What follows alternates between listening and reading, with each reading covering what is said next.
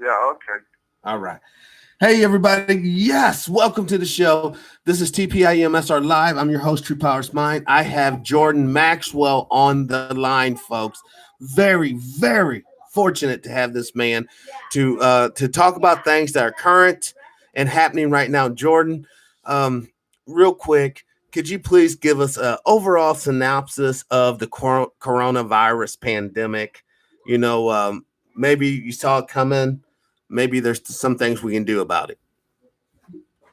Well, I was told by a particular friend of mine, a very close friend of mine, who is very, very good at telling the future by the stars. He reads the stars the way Nostradamus did it. And that's totally different than astrology. What Nostradamus did was extraordinary, so that 500 years later, he's still respected. His name is still respected in the astrological understanding of the world we live in. And this man, as a friend of mine for many years, reads the stars exactly the way Nostradamus did it. And he would tell me, it's a continual relationship I have with him. He tells me what's going to happen from month to month and day to day in my personal life. So I am privileged to have someone who really is very knowledgeable and tells me things which are going to happen. And every single time he's given me a prophecy, it has happened precisely right at the exact time he said it would. And I was told last year, in November or December of last year, he said, watch out for February and March, because you're going to have a terrible situation arise on the earth where people are going to be sent home, companies are going to be shut down, and you're going to have some terrible problems to deal with in America. And it has to do with the corporations and big companies. People are just going to be not laid off, they're just going to be shut down. And he said it's going to, and a lot of people are going to suffer. The whole country is going to suffer. And then you're going to wake up and find out the whole world is suffering. Right. And he said to me, remember, when this happens, most people in America are going to think, well, as bad as it is, it will blow over, we'll get past it. He said, no, it's not going to blow over. Just know that what started in February and March is going to continue to October. And in October, the whole entire world is going to collapse. You're going to see something the human race has never seen before. You're going to see a total, absolute chaos on the earth. And he said, and then a year and 4 months after that October, we're going to have to live with that chaos. It's going to be absolutely unbelievable what's going to happen to the earth. And he said, but after a year and 4 months, it'll start to clear up. And after about a year and 6 months, it'll be fine. Everything will be back to normal again. He said, but you have no idea about what is coming on the earth. Get prepared for it. I got it. So here we are. I have a message for you. I have a question for you. Could you please ask Mr. Maxwell, does he see the third temple being rebuilt in Israel this year?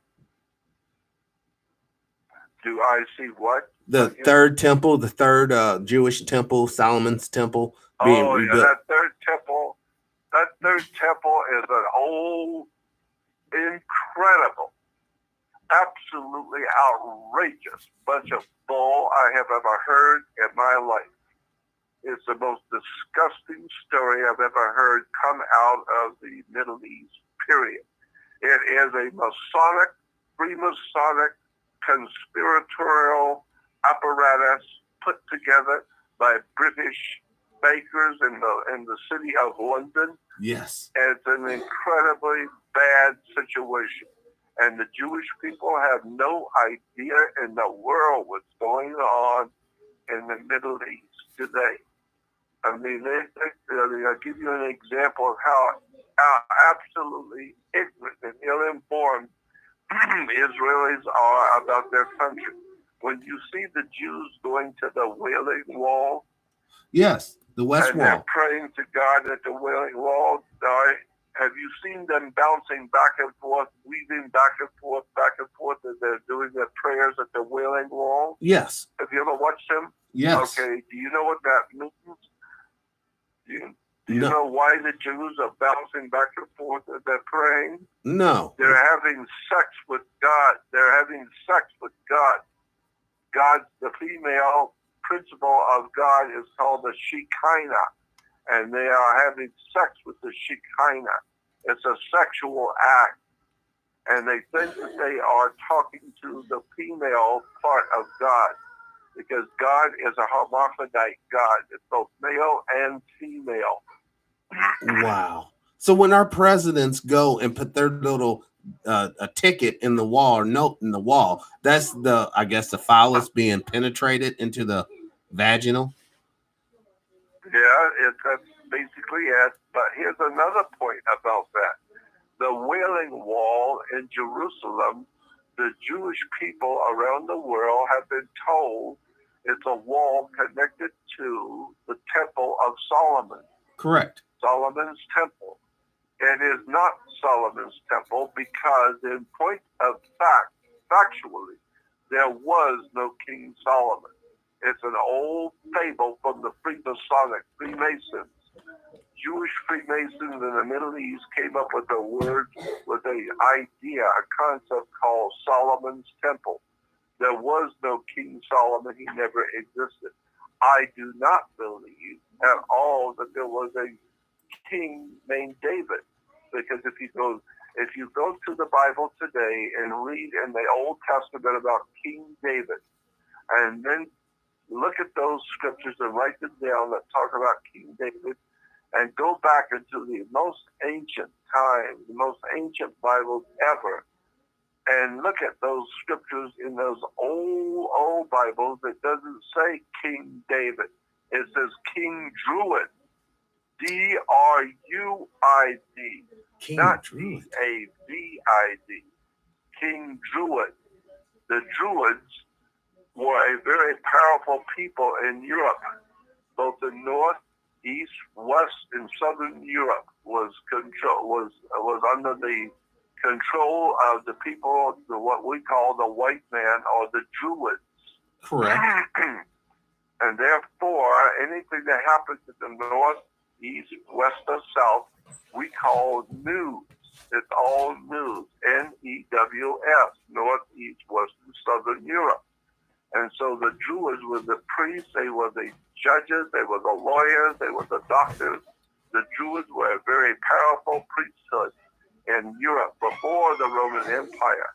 Right. And the most important symbol of Druidic power in Europe was a magic wand, like Merlin the magician with his magic wand. Orchestra leaders today around the world play with their music with a magic wand. And magic wands were always made out of a holly tree. It's made out of Hollywood. Understand? But so that Hollywood is a profoundly German, Nordic operation. They call themselves Jews. So we say the Jews are running Hollywood. Wow. They're not Jews. They are a Germanic people who are running the world of mankind today. Through banking? What we call Druidism.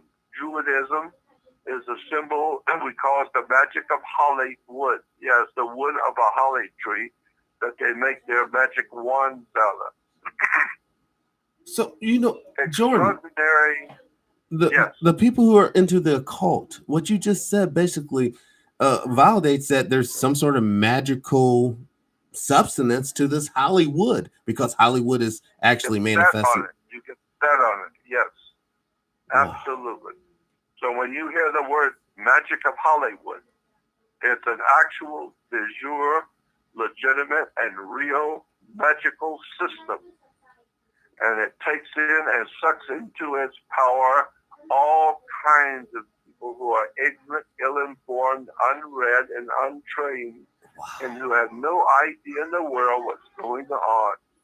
And when someone's offered you a lot of money and going to make you into a big star and you're going to be popular and important, you have no idea of the organized criminal syndicates that are going to rip you off. And you're going to end up being ripped off. You're going to end up being a prostitute. And you're going to wish to hell you'd have never been born. Because that kind of money and that kind of power has a way of treating humans that you had no idea, but you're going to find out. You're going to find out if they ever decide to pick you to be a star, you're going to find out what you're going to have to pay to have that kind of knowledge and have that kind of connection. It's an extraordinary story about how Hollywood works and who they are and where they come from and what they're doing. So this molds right into the whole notion of the culture of death. This molds right into the whole notion of the culture of death. I mean, we forsake the children and abortions, and now we straight up are telling the old people, because of coronavirus, you need to be prepared to die for this economy that produced creditors and debtors. Yeah, you're right. And let me give you an example. Look, first of all, let me preface my comments by saying I am not an attorney. I am not a lawyer. I would never be an attorney. I know who they are, and I would never, ever be an attorney. So I'm not giving you any legal advice. Correct. What I am saying is that I would suggest anyone hearing me, do not think to do anything about anything I say. You just hear it to educate yourself as an entertainment and education, but do not try and do something about straightening out something I'm showing you, something that you are going to find out from me. Do not try and do anything about it, because I'm not doing anything about it. Why? Because I know more than you do, and correct. I would never even attempt to do anything about the things which I know, because I know more about it. There's some real stakes. Do anything about what I may about what I might tell you. Yeah, you understand this, and that's a good disclaimer. Listen, folks, this is real. Yeah. This is entertainment. This is educational. This is informative, but there are some real life stakes at risk here. And the reason why we bring you this information, or I choose to try to share this information with y'all, is because I want you to have a complete sense of the situation. We have to have a complete situational awareness. Now, we have Luciferians running the government. We have Luciferians running Hollywood. And we have also Luciferians running the major central banks around the world. They're on the same team. That is factual. That's documentatable. You can go through UN white papers, IMF white papers. You can track all this information down. We're condensing this for your digestion. That's right. It has nothing to do with you doing anything about what I say. I'm just educating you. I want you to understand how the world you live in actually works. Let me give you an example of how small and tiny, how actually small the deception goes in our world. I'll give you an example of what I'm talking about. When you're driving on a highway, you get stopped by the police or by the highway patrol with the red lights, and you pull off the side of the road. Well, the cop comes up to the car and he's going to give you a ticket. Well, a ticket is what you get when you go to a grocery store or you go to a supermarket or any kind of a store, and you're going to buy a pair of pants. They're going to give you a ticket. The ticket is called a ticket in commerce. Why? Because it's a business. You get a ticket that represents the shoes you're going to buy, and that's commerce. So you're going to be expected to pay the ticket. Well, when a cop gives you the ticket, he signs it. He fills it out first, and he signs it. Then he hands you the ticket the pack of tickets, and you sign it. Then you tear it off, and you keep your copy of the ticket. Now, you are expected to pay the ticket. But here's what you don't know. You are a co-signer on a ticket in commerce. Yes. It was his ticket. He signed it first. You are the undersigner. You are the co-signer. And therefore, you take that ticket and photocopy it and keep a photocopy of the ticket for your record. Take the ticket itself, put it in an envelope, and send it to the Secretary of State in which you live. And at the Secretary of State, you get it notarized that it's actually you who got the ticket, and you tell the Secretary of State, I did not realize I was ill-informed, and I didn't realize I was co-signing a ticket in commerce. I do not wish to co-sign for this ticket. So please take this ticket and off of my signature. Take my signature off of this ticket. I did not know I was co-signing for the officer. And then the Secretary of State will send it to the treasurer of the state in which you live. And the treasurer will then take that ticket and send it to the police. They'll send it to the highway patrolman.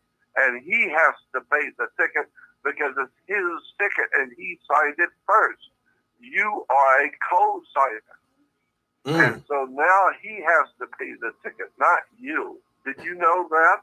No, I did. I mean, there's so many diabolical schemes. No, I did not know that they were fleecing us like that. That's right, and that's my point. That's the point I'm making. It's a very small thing when you get a ticket, unless it's about $300 or $400. But whatever the ticket, the cop is responsible to pay the ticket himself. Why? Because it's his ticket. He was carrying it first. It's his ticket, and he signed it first. Correct. He wrote it out and signed it. So he signed the ticket first, and you are a co-signer. You are co-signing in case he doesn't pay it, you have to. But if you're smart and well-read and highly intelligent and you have already understood how the world works, you can then send the ticket to your state government and say, I don't want to co-sign for this ticket. And then they will send the ticket to the cop and he has to pay it. How many people know that? That's just one small, tiny example. I could talk for the next 10 hours on all the kinds of things that are going on in the world around you that you never knew, no one ever told you you're not supposed to know. Maybe you can help us. You can help us out with this. I got a question from the chat room. They can pay $2 trillion. Where are the reparations for black folks? Like, black folks been in economic disaster for a hot minute. But when Corona comes around, it seems like we can pay all this money to businesses and American people. Why is America resistant, Brother Jordan, to paying black Americans reparations for slavery? Because we have lived on the earth where slavery has existed for thousands of years. It's nothing new that there were slaves in America. As a matter of fact, you have no idea in the world what the 14th Amendment really is. We talk about the 14th Amendment. Yeah, well, you have no idea in the world what the 14th Amendment actually is until you sit and talk with someone who is extraordinarily well-read and highly intelligent, and they explain to you in a few words what the 14th Amendment actually is. Wasn't that a promissory note? Slavery. Wasn't the 14th Amendment a promise? Wasn't the 14th Amendment a promissory note to black folks? No, not exactly. From what I have been told by people high up in government, what 14th Amendment, you need to understand that the United States was called the United States of America in 1776 when this republic was being founded. It was called a republic. And it was being founded by the founding fathers, so-called, in 1776. But and after the Civil War, there became a Civil War. And after the Civil War, which was extremely bloody and violent. We found out that after the Civil War, which was extremely violent and bloody, it was decided by the people who ran this country, the governmental, so-called government, decided that America was a lot of things.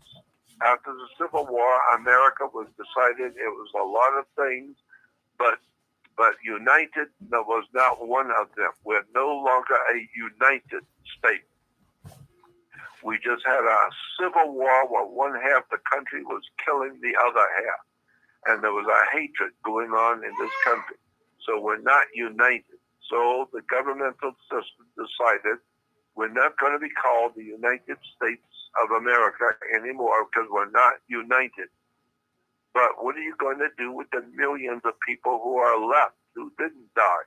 What are you going to do with them? They got babies, they got children, they want to work, they want to eat, they want to live. So what are you going to do with them? Well, it was decided that we're not united anymore.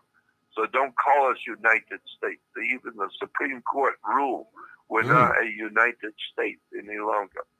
So it was decided, instead of being called a United States of America as a republic, we're not united any longer.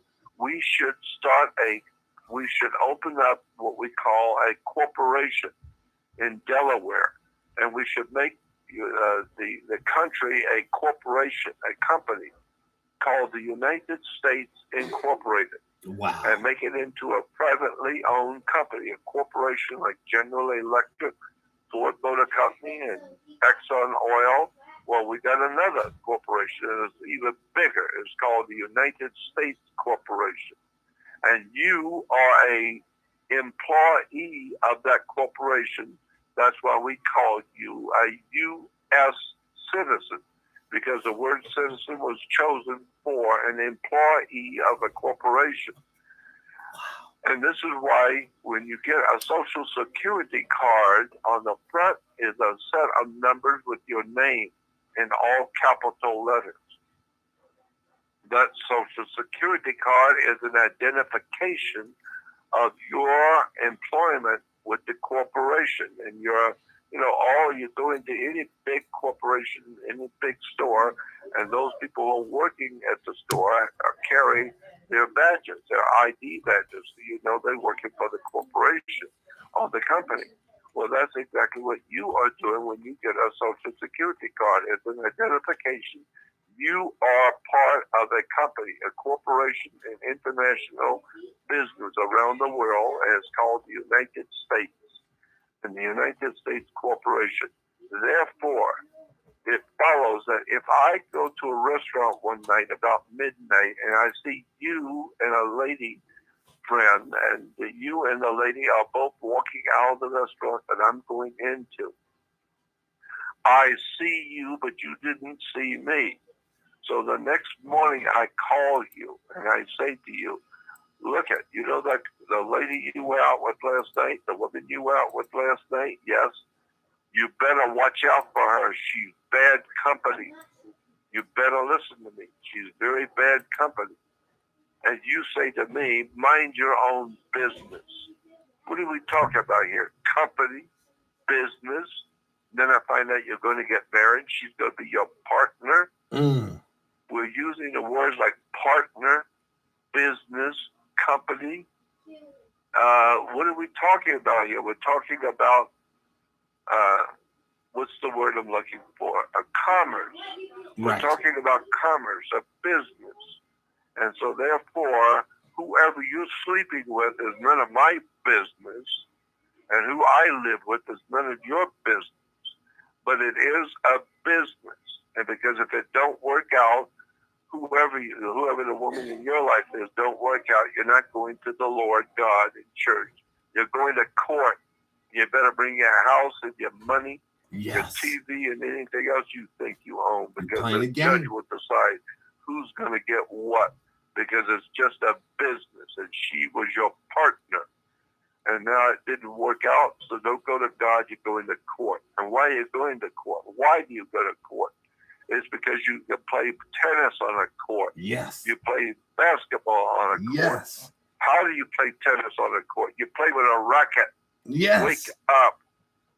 It's a racket, yeah. And so once you begin to understand how the world actually works, let me give you an example. If you had a 2-story building that you own and you decided you want to put a lot of weight on the second floor, like storing automobiles or printing presses or extreme heavy equipment on the second floor that you own the building, the smart thing to do is to call a building contractor, go downstairs, get on a ladder and go up and remove the ceiling tiles downstairs and look at the floor and see if it's going to hold that kind of weight before you go building on it. Don't put that kind of weight on the second floor until you know if that foundation is going to hold that kind of weight. So what are you doing? You are actually standing under the foundation you're going to build on. And that's why you're standing under it, to get understanding. That's where the word comes from. To understand means to stand under. And so if you stand under the foundation of America, you will find out, and for the first time, actually have understanding. You will understand what a court is. You will understand what a police is. Why do you have police? You didn't have police back in the 1700s. Well, where did the police come from? Well, the reason why you have a police department is because you no longer have a republic. The Washington, D.C. does not represent the Republic of the United States of America.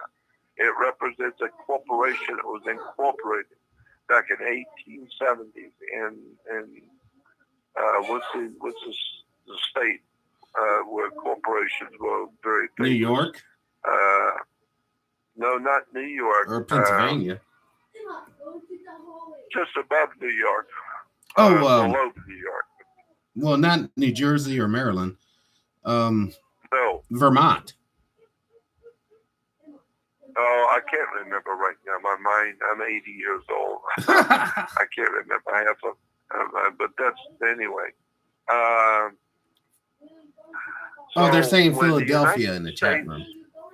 When the United States was collapsed, officially given up and collapsed in 1870, the United States of America was officially abandoned. We now have, and in its place was put a corporation called the United States Corporation Incorporated. Therefore, we cannot make any laws. United States cannot make a law. There is no such a thing as a law in the United States today, because it is not the United States of America. A corporation has been put in its place called the United States Company, and you are a employee of that company called United States Corporation, and this is why this is why you are a business, and therefore the corporation no longer we do not have lawmakers. So that's a misnomer. We do not have lawmakers because corporations cannot have lawmakers. Corporations can only have a private policy, and that policy, is not from God. It's not the law. No, it's just a particular corporation has a particular policy. Right. Well, as our policy in the United States Corporation, our policy is that you should not drive over, say, 40 miles an hour in a school zone, or you cannot do this, or you cannot do that. It's not the law of God. It's not a law. We have policy makers, and those policy makers make up a policy. Why? For the corporation. Corporations cannot make a law. They can make a policy. So, Holly, suppose they make a policy and you don't like it. How are they going to back up their policy? Right. How are they going to enforce their policy? They're going to enforce their policy with police. police comes from the word policy. And the policy is backed up by the police. That's why you have a policy in this country. We don't want you having guns. It's our policy that we don't want our employees carrying guns, because maybe the employees that decide one day that the company and the corporation, they don't want to be a part of the corporation anymore. Well, we have police to back up our policy. And so therefore, that's why today, unlike in the 1800s, when the cowboys could walk in a bar with their guns on, cowboys always carried guns. They could come into any bar they want, and if they have a falling out with another guy in the bar, you can always go out in the street and finish it off right now in front of the sheriff's department. The sheriff can be out there, all the people in town can be there, and the two of you can go out and draw on each other. Why? Wow. Because that's the way the policy of that time worked. That's the way America was founded. You were a sovereign, means you were a king, and as a king, you had the right to arm yourself and defend yourself from other kings who are carrying guns. Right. And that's why the cowboys could go into the bar with their guns on. But we can't do that today. Why? Because the corporation said it's against their policy. Ooh. And so they have police. You understand the stuff I'm saying to you? Yeah, the chat room's like they want to know, do you see martial law coming to the United States? No, it's already here. I just haven't told you. It's already here. That's what he's telling you guys about the policies. It's not coming. It's already here. You mess with this government, you'll see what's really going on for the first time in your life. You'll find out, no, it's not coming. It's already here. It's called Homeland Security. Wow. That's what Hitler had. Say it again? That's what Hitler had, a Department of Homeland Security or Fatherland Security. And even Brother Dick Gregory told us, if Jesus Christ was to manifest himself today and bug the wrong people, they would kill him again and give him the chair. And then everyone be running around with necklaces with chairs. Well, that's what Jesus said in the Bible. What they have, the slave is no greater than his master. What they have done to me, they will do to you. And therefore, they nailed him to a stake and spit on him and called him all kinds of names. So that's what they will do to you. If you know something you're not supposed to know, if you find out things about your country you're not supposed to know, and they will chase you out of town, tar and feather you, and make you look like a fool. Because you're not supposed to tell people what's really going on. If you do, what is called organized crime. That's why in America we don't have a legal system. We have something called the United States criminal justice system. It's not a justice system, it's a criminal justice system, implying that the criminals are administrating the justice. Right. And that's why we have a court system, because we're playing on a court. I mean, why do you have once you understand the way this world works, it's a big, big story. It's a big racket. What you're describing, Jordan, is quite literally a racket from cradle to grave. From cradle to grave, they got you.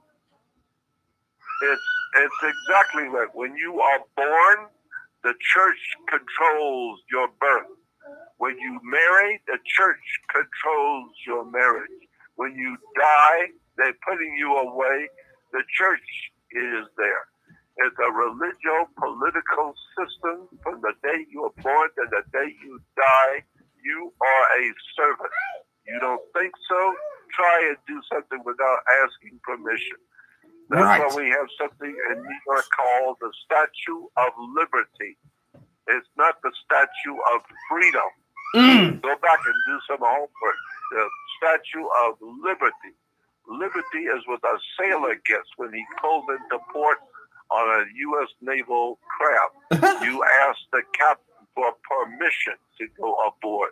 And if you get permission, which most likely you won't, but if you do get permission to go, you better be back with them. Man says so. If he says 12 midnight, you better be back before 12 midnight, because you'll be thrown into the brig or thrown into prison. Why? Because you don't have liberty.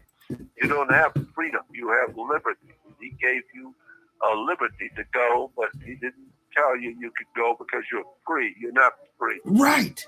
They own you. When you go in the military, they own your body. Through contract. You ask permission. Through a contract. Contract. When you go to the MEP station and you raise that hand and you take the oath, you have signed the contract. That's why you have a constitution. You need to understand why it's called a constitution. It's an incredible story when you begin to realize and understand how America actually works, and listen to the people who know. And I'm talking about the really dark people who run this planet. I have been in the company of these kind of people for years. Wow. And been able to hear from them their own words and see what they do with their own eyes. I've watched them do things. I have been a witness to some very powerful people in this world, and I watch what they do and watch what they say, and I'm thinking, if the American public were to see what I have just seen and heard what I just heard this man say, you would not believe what is going on in America today. It's an extraordinary story of ignorance, illness-born ignorance that people have never been told. I mean, when you go to work, you get money. You don't get money; you actually get a Federal Reserve note. Yes, but tender. When you get paid, you put your money in a bank. Why do you put your money in a bank? Because the bank is referred to as a river bank. Right. But what does a river bank do? It directs the flow of the current. Yes. Your money is water. There's a maritime admiralty law in the world. It's called the law of the current, the currency. And so your money is a current. It comes in and goes out just like the water in an ocean. Correct. It comes in, but it's going out just as easy. When it comes in, it goes out. It comes in, it goes out. You're in problem. You got some serious problems if it don't come in, but it's got to go out. And so that's why you put your money in a bank, because it directs the flow of the currency. Correct.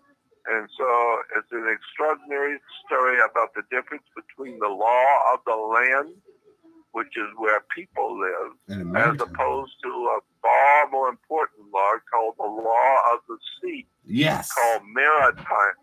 Yes. Maritime Admiralty Law, which is a law of water. That's what we say. Money goes through your hands like water. Right. No, money is water by law. It's a Maritime Admiralty product. It's the liquidity. It's a liquid cash flow. Yes. It's flowing like a river. It's a whole idea of water. And this is why when your mother gave birth to you, her water broke.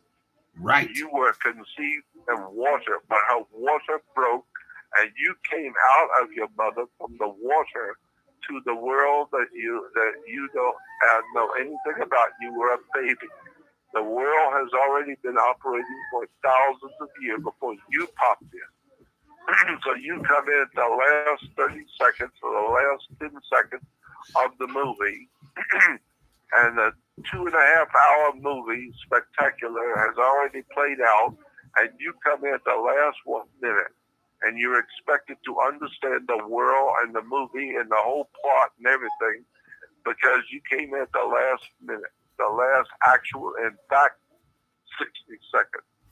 Wow. And you are supposed to understand the story in the movie. No, You don't understand anything. You have no idea in the world where this government comes from, where your state comes from. I always describe it like this, Jordan. You basically came into it. I always describe the situation like this. You were born into a situation where you're playing Monopoly. All the properties already been sold.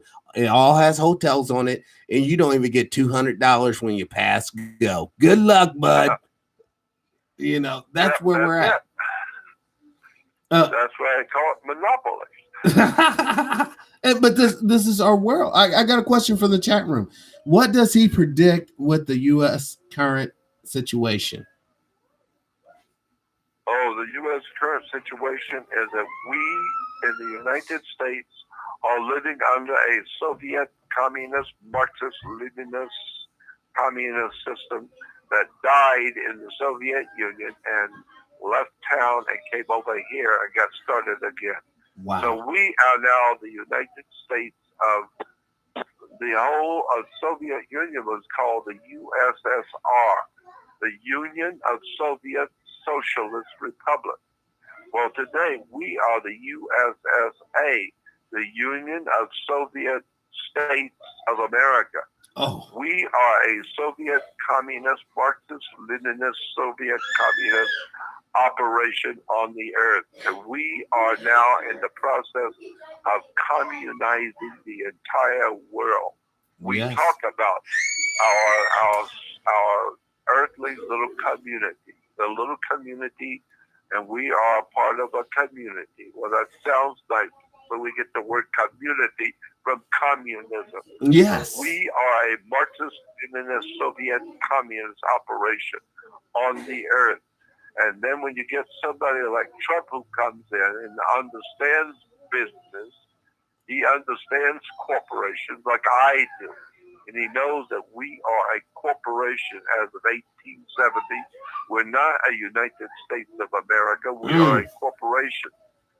And he knows that when people come in from and come across our borders, they're coming in thinking that they are coming into our country illegally. They're coming into the United States of America. No, you're not. You're coming into a privately owned corporation.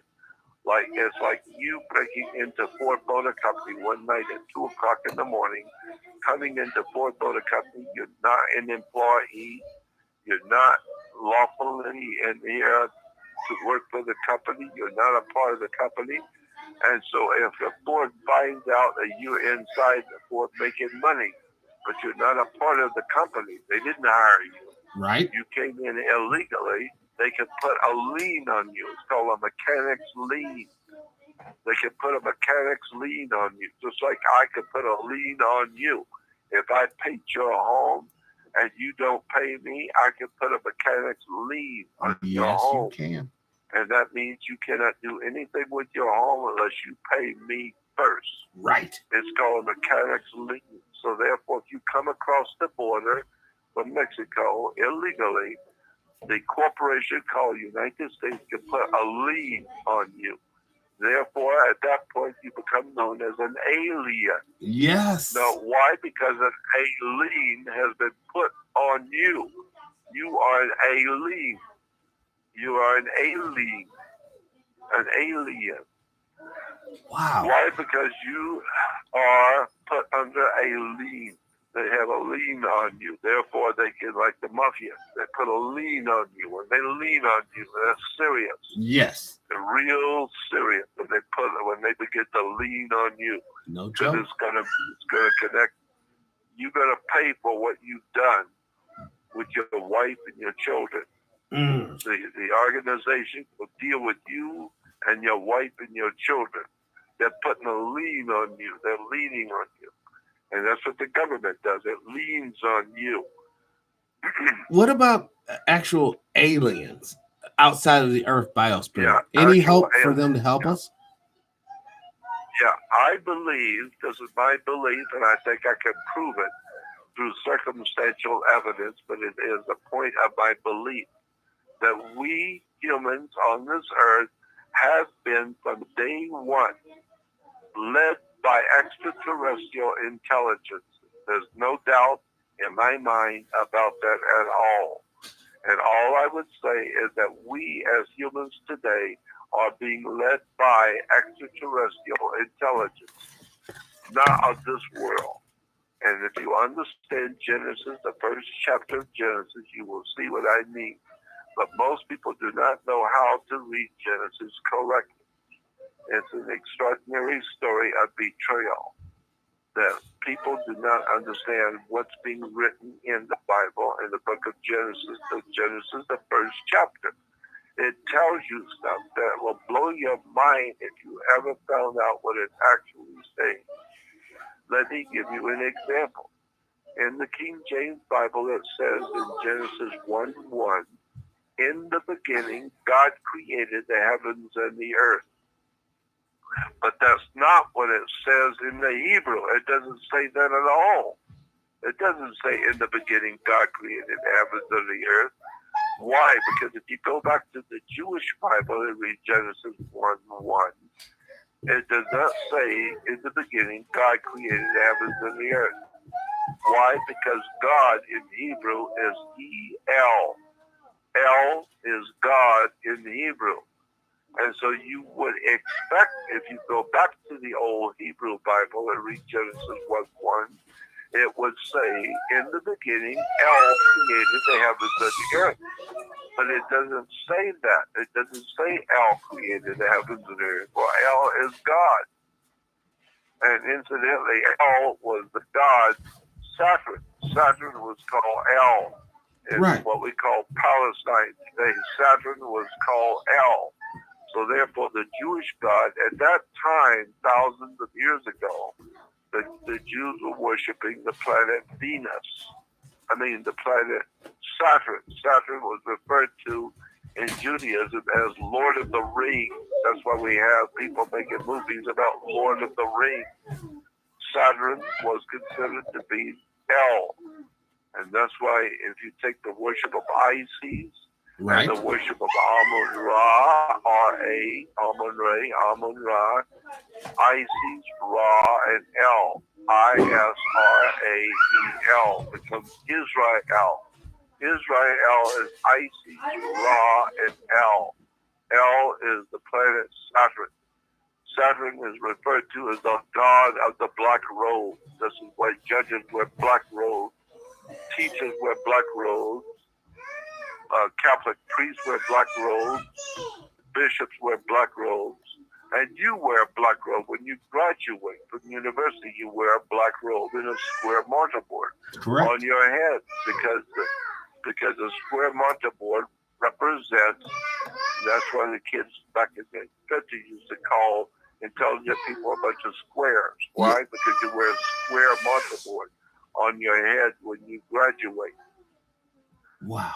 All I can say is, my God, I wish I could sit and talk for the next 20 hours and tell you the world you live in, where it really came from and what it really is all about. That's why your government is in the area we call New England. And you have a place called Baltimore. Baltimore and Maryland. Maryland is Maryland. The word, the land of Mary. Well, who was Jesus' mother? She was Mary. And she was a virgin, Mary the Virgin. No, Mary was not Virgo. Virgo is a constellation of the zodiac called Virgo, the Virgin. And that's why Leonardo da Vinci, when he painted the Last Supper, which was the last Passover, my God, there's a story there just screaming to be heard. I get off this subject when I'm on these subjects. I get all kinds of stuff that comes into my mind. I want to tell the people listening to understand for the first time, religion is not what you think it is. The history of the church is not what you think it is. The history of the U.S. government does not work the way you think it does. Nothing is what you think it is. It's totally different. And that's why I'm saying that you need to understand how the world actually works. If you go on my website to Jordan Maxwell Show, understand I have my own website, but there are other websites on the web with my name on them, Jordan Maxwell. And there are websites out there with my name on them, but they're not mine. Other people are using my name to make themselves money because I'm well known around the world. So people have come in and took my name and put my name on their website. And so I'm saying that those different websites are not mine. They're somebody else's. My website is Jordan Maxwell Show. Add the word SHOW. That's me. So if you want to contact me, go to jordanmaxwellshow.com and email me, and I'll try and get back to you. And when you go on my Jordan Maxwell Show, you will see an advertisement and a link to join a research website. Yes. I have also a second website called Jordan Maxwell Research website. You have to join that website, and it's not for free. You have to donate to the website, Jordan Maxwell website, research website. Click on it, and it will tell you what to do and how to join. And the reason why you have to join it is because my lawyer friends, I do have some friends who are good guys who are helping me, and they're lawyers, and they tell me, if you go into a restaurant at night with about 10 of your friends and you get a big table in the back of the restaurant, you can sit back there with your friends and you can say anything you want. You can use any foul language. You can call any group of people anything you wish. You can say anything you want, no matter how bad it is, no matter how difficult it is. As long as your friends sitting at the table don't mind, you can say anything you want. Why? Because it's a private conversation. Right. Governments are only empowered to protect the public. Well, the public is not part of your conversation. It's a private conversation. Therefore, the government can say nothing about the words that you said last night in the restaurant. But if you say the same things you said last night and cursing other people and cursing other groups, the words you use were absolutely outrageous. But if you say that in public, now the government get in touch with you. Now the government will intervene. Why? Because the government is empowered to protect the public. And therefore, they will protect the public by keeping your mouth shut, making sure you go to jail. Making sure you go to jail or you go to prison for what you said in public. But if you say it in private, they can't do anything about it. It's a private conversation. So I was told by my lawyer friends, if you're going to put this kind of information out, something that can really get you hurt, if the wrong people find out you talking in public about things they're not supposed to hear, that the public is not supposed to know, and you're talking in public, you're going to get yourself in serious trouble. Yes. You're going to find out what this government's really all about. When they come knocking on your door with warrants for your arrest, why? Because you talk too much. You tell people things they're not supposed to know. So you better keep it private. So if you're going to tell people things, you better keep it private. Have people join. Now it's a private conversation. The government has nothing to say about who wants to hear you. They're your personal people that want to hear you, so they join. So therefore, the government has no control over what you say. You cannot get in trouble for saying it on a private website. So that's why I put my stuff into a private website called Jordan Maxwell Research website. If you want to join, it's a small one-time token donation to the website, which helps me to pay all the bills for the website. Now, and you will find all kinds of lectures and audios and videos and books and research materials and people and websites I highly recommend, and all kinds of documents and pictures that will blow your mind, things that you've never been told before. And there's a section on my research website called interesting articles of interest. And that particular section of my research website will quite literally blow your mind. There's stuff on there that's worth tens of thousands of dollars if you just knew. Right. If you had known and understood what the law actually says and what the government is actually doing, you would not be in the trouble you're in today. You would, for the first time, really understand what's going on. Well, I've got that kind of information on my research website.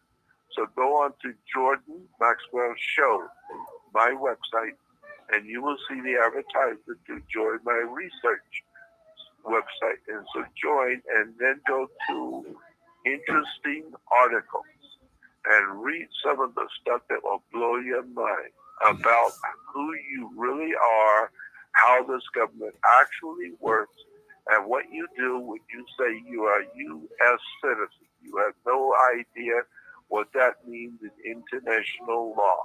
You are no longer considered to be an American. You are not an American if you say you're a U.S. citizen, because they didn't have anything called a U.S. citizen back in 1776 when the Republic was founded. You were only an American with freedom and liberty and justice for all. Today, there is no freedom, liberty, or justice. The judges will tell you there is no justice. There's just us. And we decide what the law is. Why? Because we are running the corporation. And therefore, we running the corporation are your bosses. You work for us. We don't work for you. And therefore, we'll decide what you can do and what you can't do. And if we don't like what you're doing, and we don't like it personally, then you go into jail. Right. Why? Because I said so. Because there is no law to protect you. You don't have a constitution. There are two different constitutions in the United States. There is a constitution for the United States, and there's a constitution of the United States of America. One is for and one is of. That could be a big difference in words in a federal courtroom. Of and for are two different words, two different constitutions. The one we're living under now is the Constitution of or for the United States. The original one was called the United States Constitution for the United States. So there's a big difference between of and for. And you need to know that two constitutions. You're not under the original. Therefore, there is no freedom and liberty and justice. There is no freedom. You're not a sovereign. You're not free. You think you're free? Go out and paint your house without getting a permission. Go out and try and do something in your yard without permission, without going to the government and getting a permit. You better get a permit, boy. You have to even have papers to travel today. I mean, what you're talking about as far as the overt the overt government is right on. But there's a covert government called the deep state. And a lot of things that's right doesn't apply when we're dealing with the deep state. Could you kind of explain that to the people? They own the corporation. They are the owners of the corporation called United States Corporation. They are the owners. They are the stockholders, the premier stockholders of the corporation. We call the deep state, the real bosses. So when you go to work for Sears or Ford Motor Company, the guys you're working with at the plant who are your bosses, they're not big bosses. They're just your boss. Right. You're coming under them. They have bosses upstairs. That's where the real power is, with the actual stockholders, the major stockholders of the corporation. They're living in the Bahamas with their boyfriends. They own the corporation, period. And according to corporate law, anything the corporation owns, like you, they own. They own the corporation. They own you. And they pay you to do what they want you to do. They don't pay you to stick your nose in the boss's business. Right. What they're doing business in the Bahamas, none of your business. If you look in a legal lawful dictionary, look up the word commerce. Commerce in a law dictionary is sex, S-E-X. Sex is considered by law to be a business. What? Of course, who you're sleeping with is none of my business. Who I sleep with is none of your business. But as long as you understand, sleeping with the opposite sex or with the same sex is a business. That's why when your business don't work out, that's your business. Thank God it's none of my business. But it's all racket. You understand? It's all a racket. Huh? All business, all forms of business is a racket. It's someone exploiting. Like, in other words, when we look at the war of the sexes, back in the 70s, right? The minute the man loses is when he starts down the road of compromise. When you're in a position of power, the moment you lose is when you start to compromise. Right. Well, that's what you can do when you need a job. You just do what they tell you to do because you need the job. So just shut up and do what we tell you.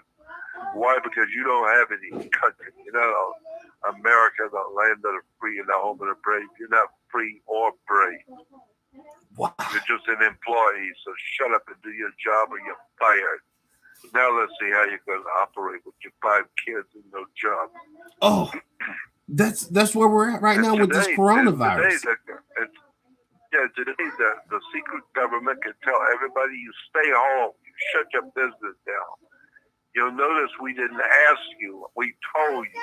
You shut your business down and shut your mouth with it. You just stay home till we damn well tell you go back to work. Well, where is your freedom and liberty and justice? There ain't no freedom or liberty. It's a corporation incorporated in Delaware.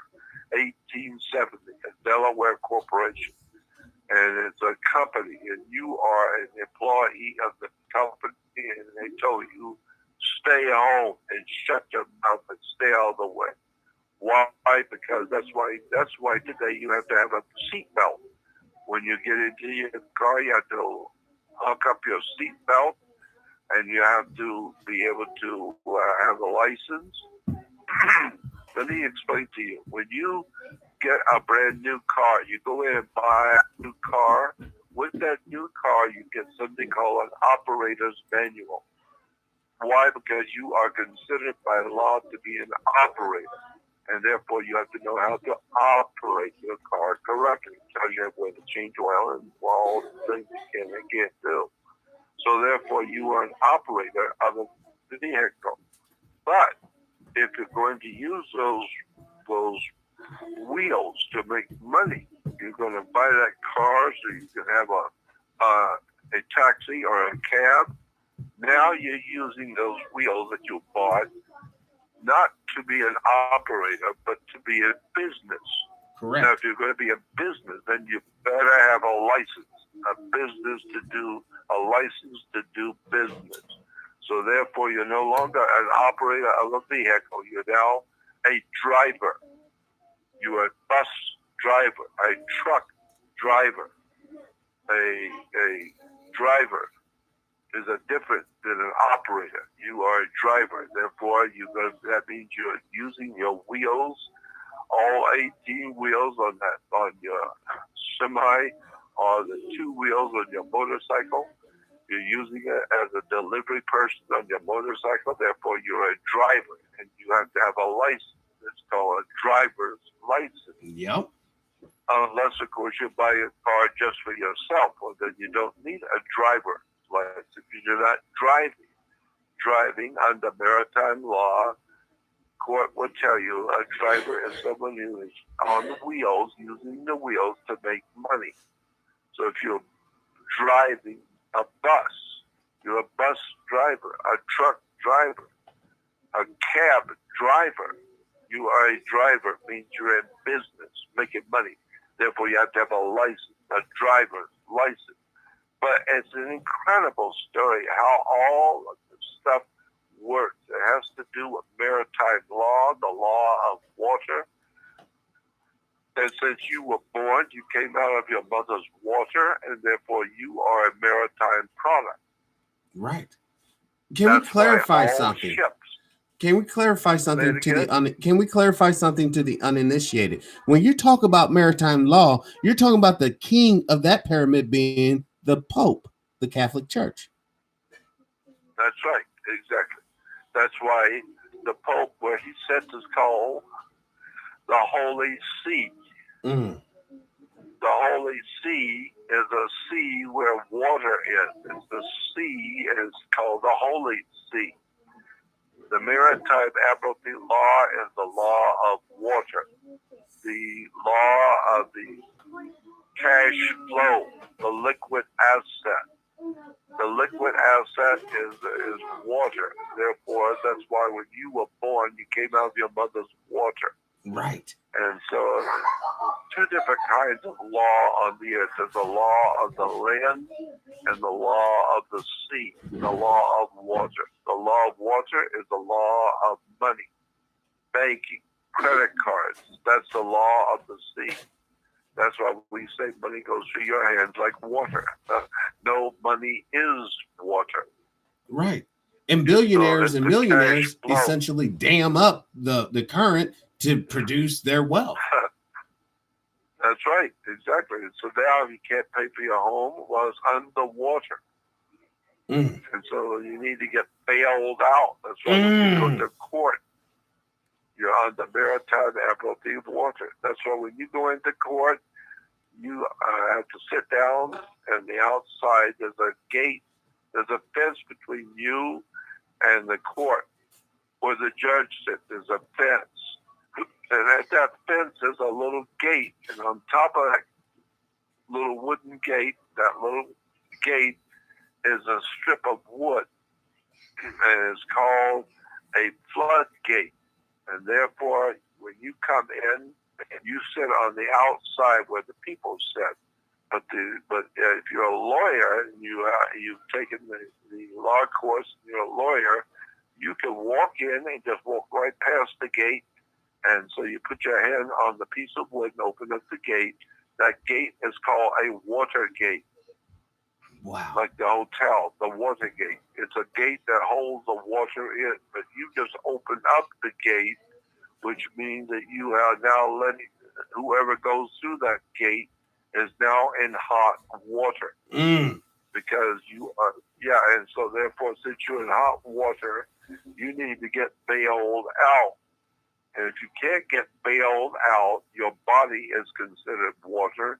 Your body is considered a battery. It's a biological battery. And so they take your body, which is a battery, filled with water, and they put it into a cell.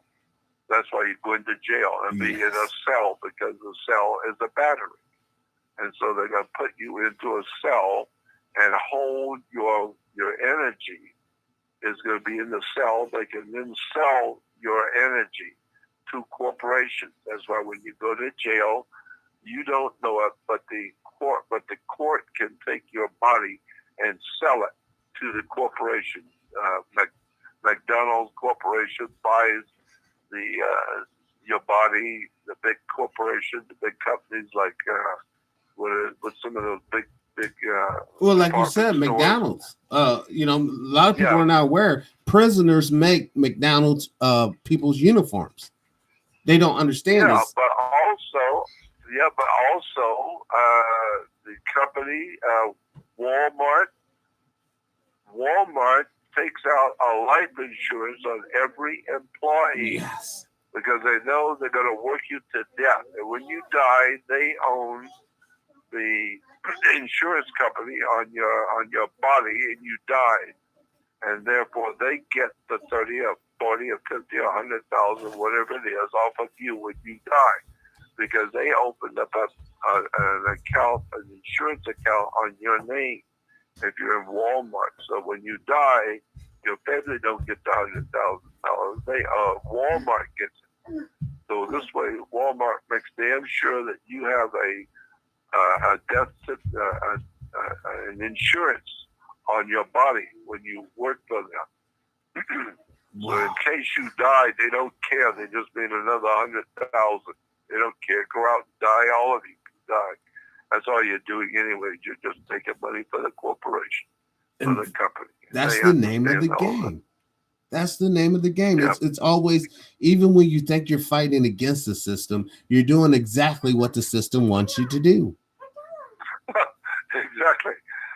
That's why when you get married, the man in the marriage, the male in the marriage, he's going to manufacture. What he's going to do is he's going to manufacture. And the woman is going to be in labor. Wow. She's going to be building the product that he has manufactured. And so the woman is going to be in labor. She's going to build the creature and build the product. And when the product comes out, it has the reason why all this works the way it does is because when a ship pulls into harbor, it comes in on water.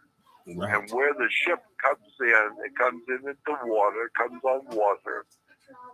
When it parks, wherever the ship is parking, it's called its berth. BERTH. Yes. So if you're going to go on a ship on a tour, you're going to have to find out where the ship is berthed. What berth is she in? And so BERTH is where a ship sits at the harbor. It's in our berth. And every item on that ship that's being brought in, if it's $800 million worth of Toyotas or televisions or whatever the ship is bringing into our country for us to buy, each item must by law have its own certificate of manifest. Right. It's called a certificate of manifest because each item has to be accounted for.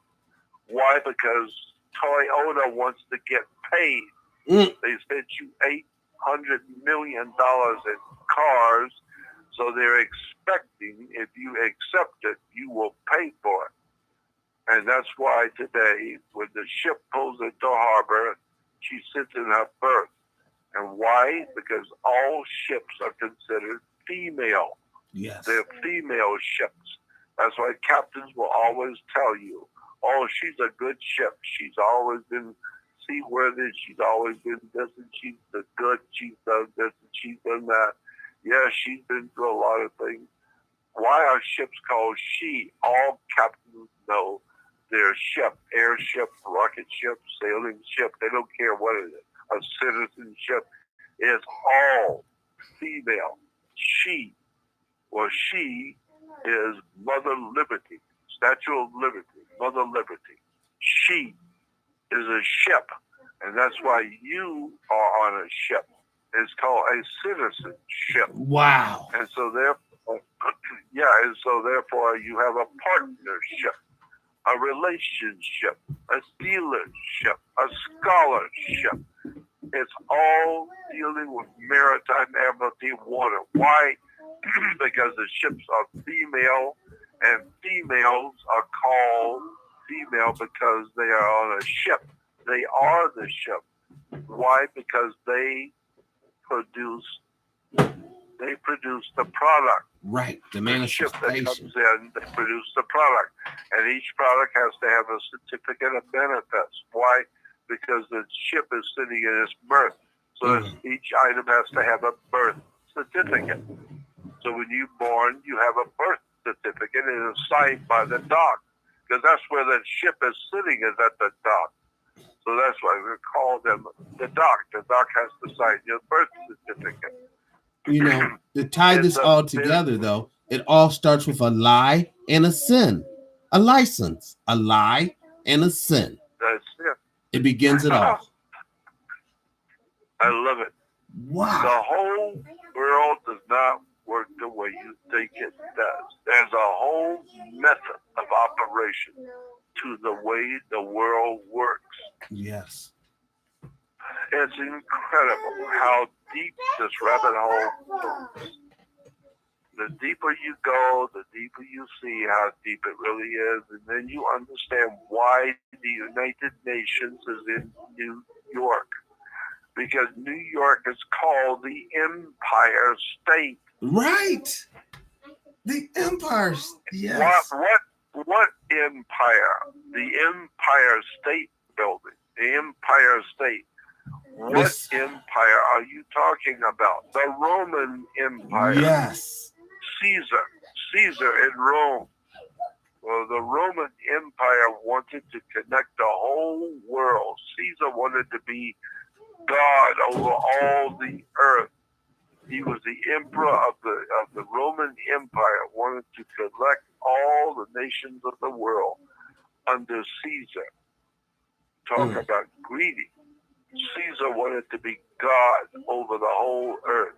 And today in New York, the Empire State, which represents the new Roman Empire. And the new Roman Empire has in the city of New York, the Empire State has something called United Nations, in which Caesar has collected all the nations together in New York.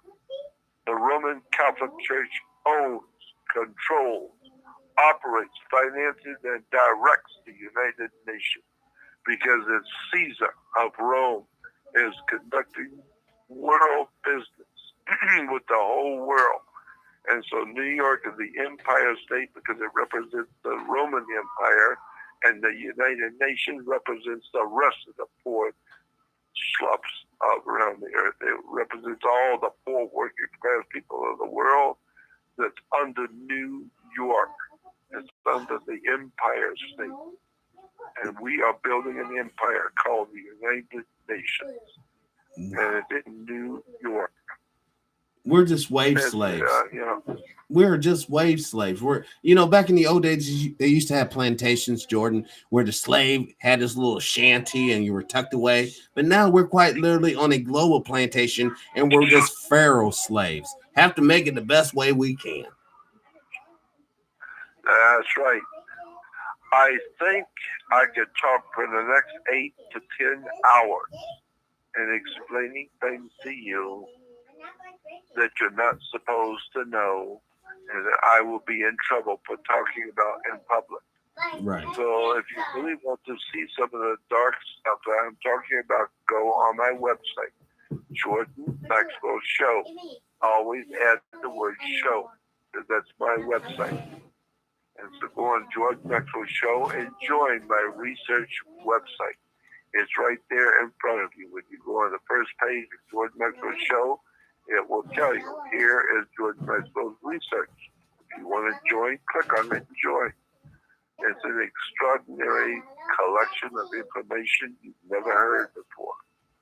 That's what I do. That's who I am. That's what I do. I try and enlighten the whole world. And we're better off because of your efforts, Jordan. We're so better off. Yeah, well, I appreciate it. Well, I appreciate you sharing your time. I do. I mean, for folks who don't know, me and Jordan talked for about 45 minutes prior to going live, okay? And it was a fascinating conversation. We talked about some really hardcore issues like we have here on the live stream. And just in leaving, Jordan, I want to ask you this question again.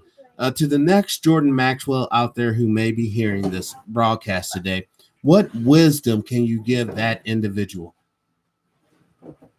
Well, I would say there's no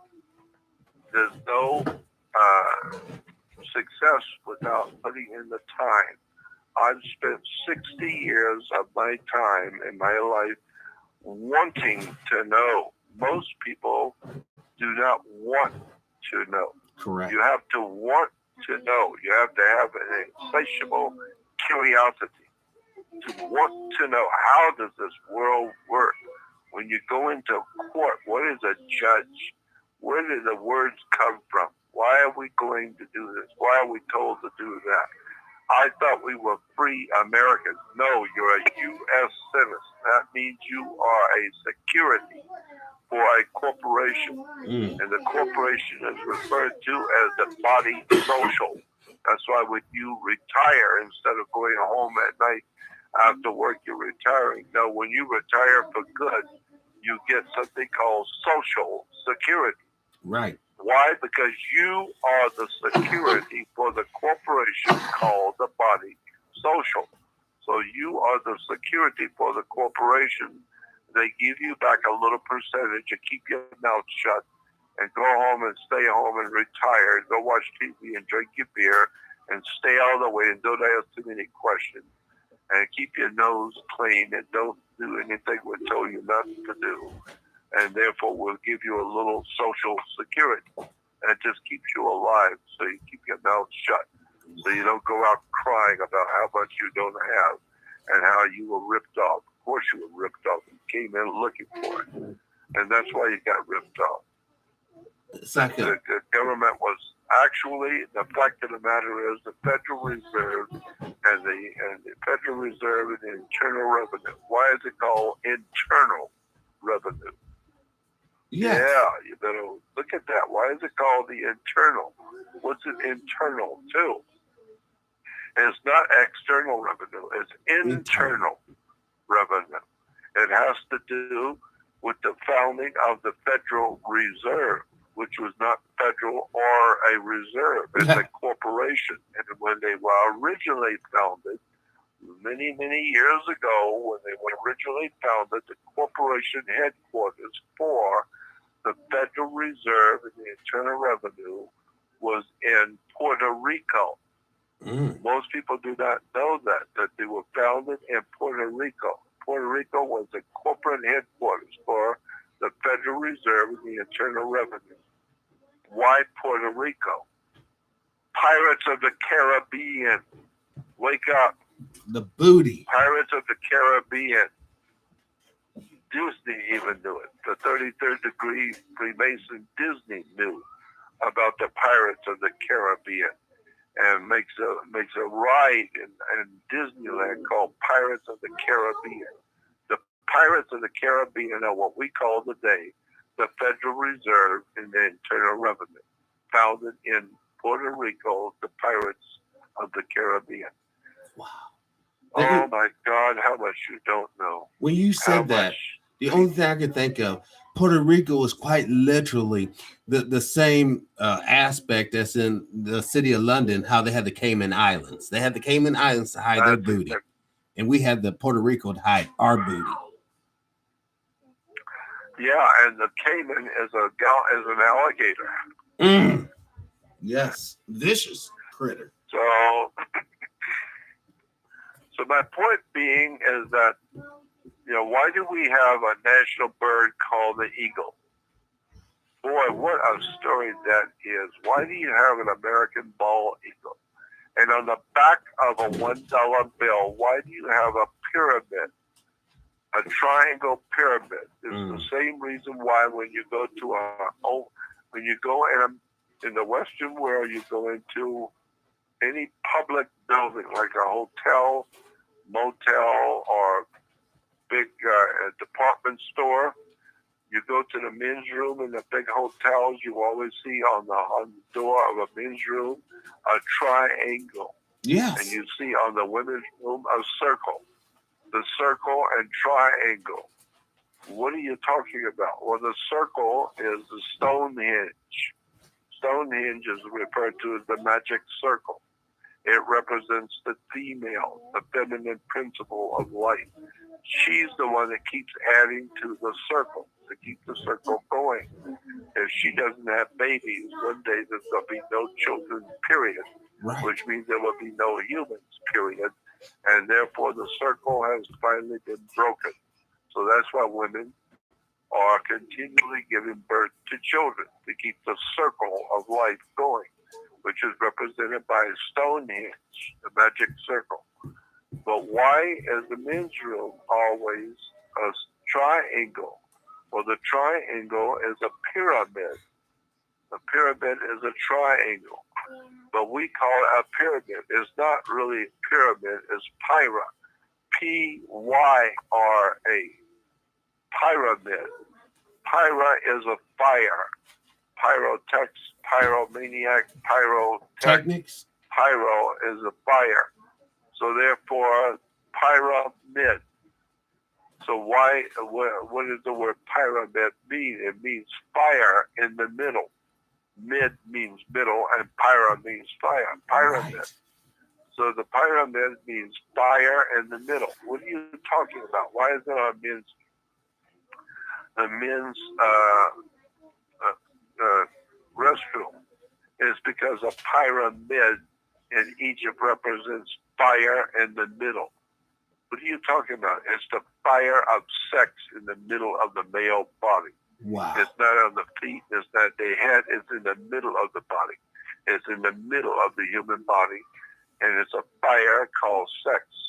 The sexual fire, like the song, Come On Baby, Light My Fire. The fire of sex is in the middle of the body and is represented by the pyramid in Egypt.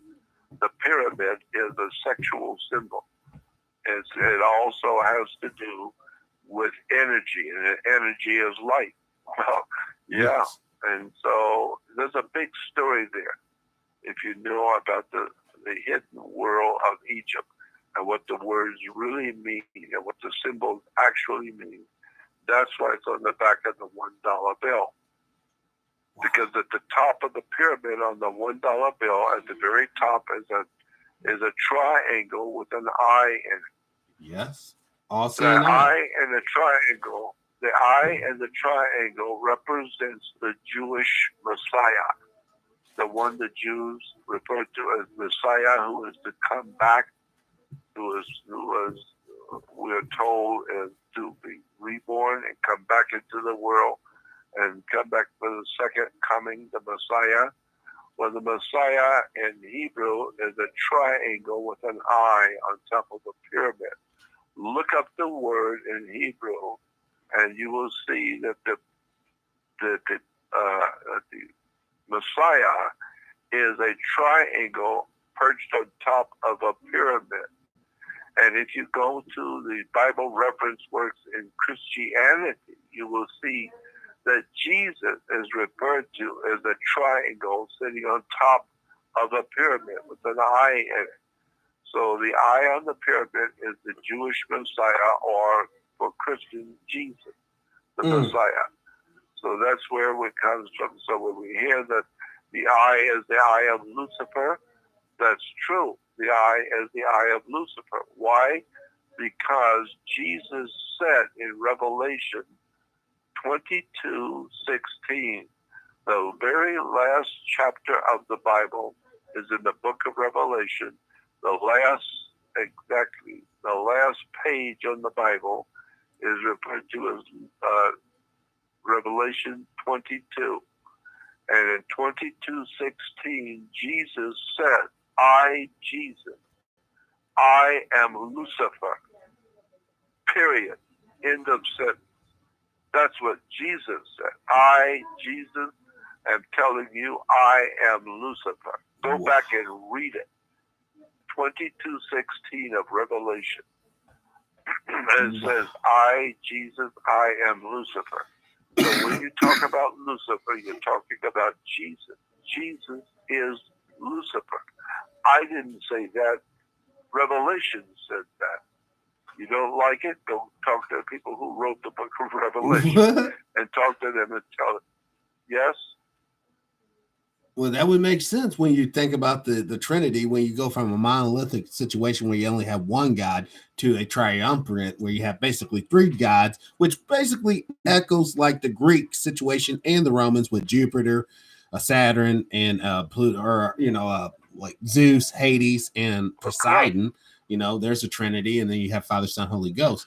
So, and why do you have Christianity, Judaism, and Islam? Wow. 3 major religions. Why 3? Why don't you have 14 major religions? You only got 3. Because 3 is it's the foundation. Like you were talking earlier. 3 is the foundation. Because the three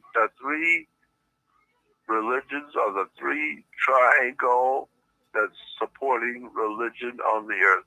Triangle. That's why when you go to a circus, you have a 3-ring circus. Yes. Why? Because the three-ring circus is Judaism, Christianity, and Islam. The three-ring circus.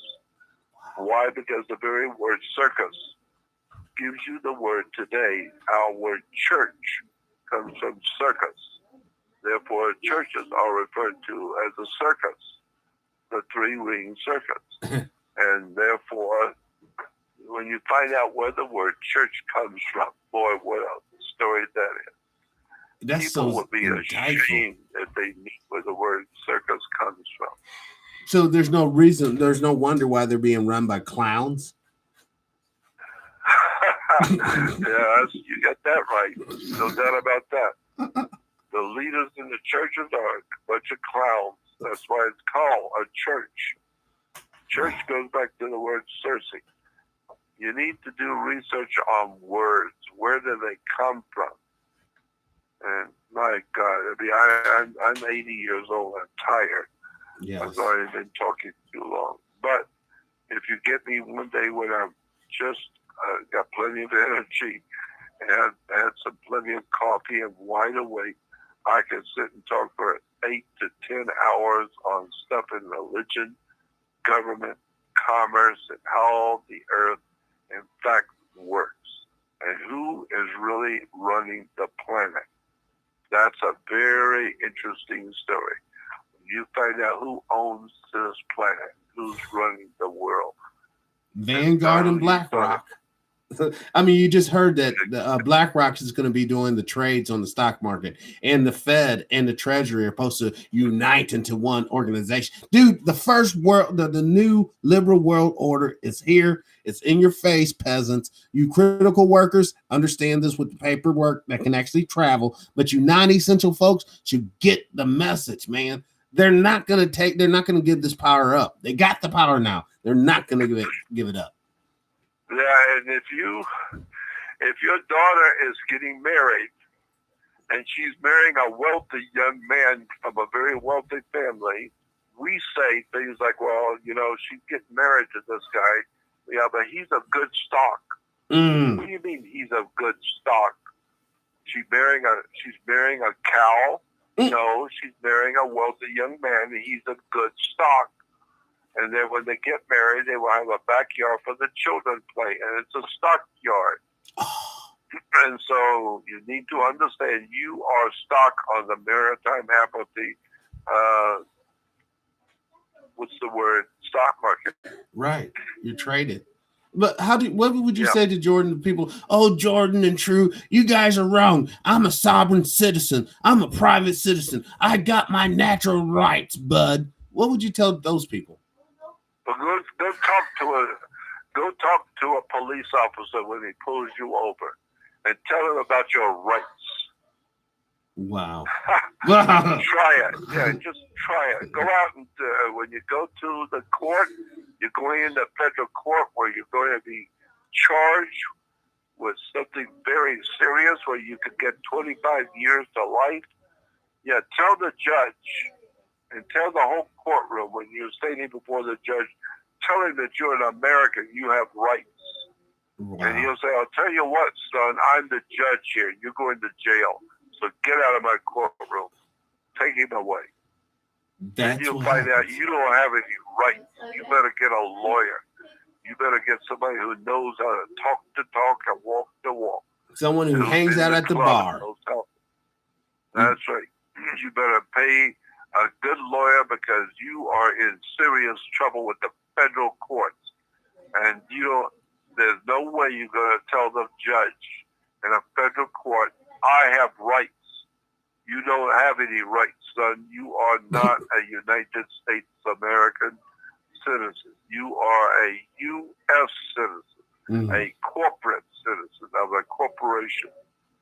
You're like a stock or a bond at that point. Stocks and bonds don't talk. They just have results. You're going to be in bonds because you're a stock, and you're going to be in bonds. We're going to bond you. Wow. That's why they put you in jail. You're going to be in bonds because you are stock. Wow.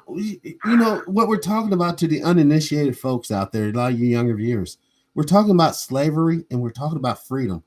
Quite literally. Either you're enslaved or you're free. And unfortunately, For the whole earth is in prison. wow. There it is. Period. The You're Bible prisoners of says war. Every last one of you.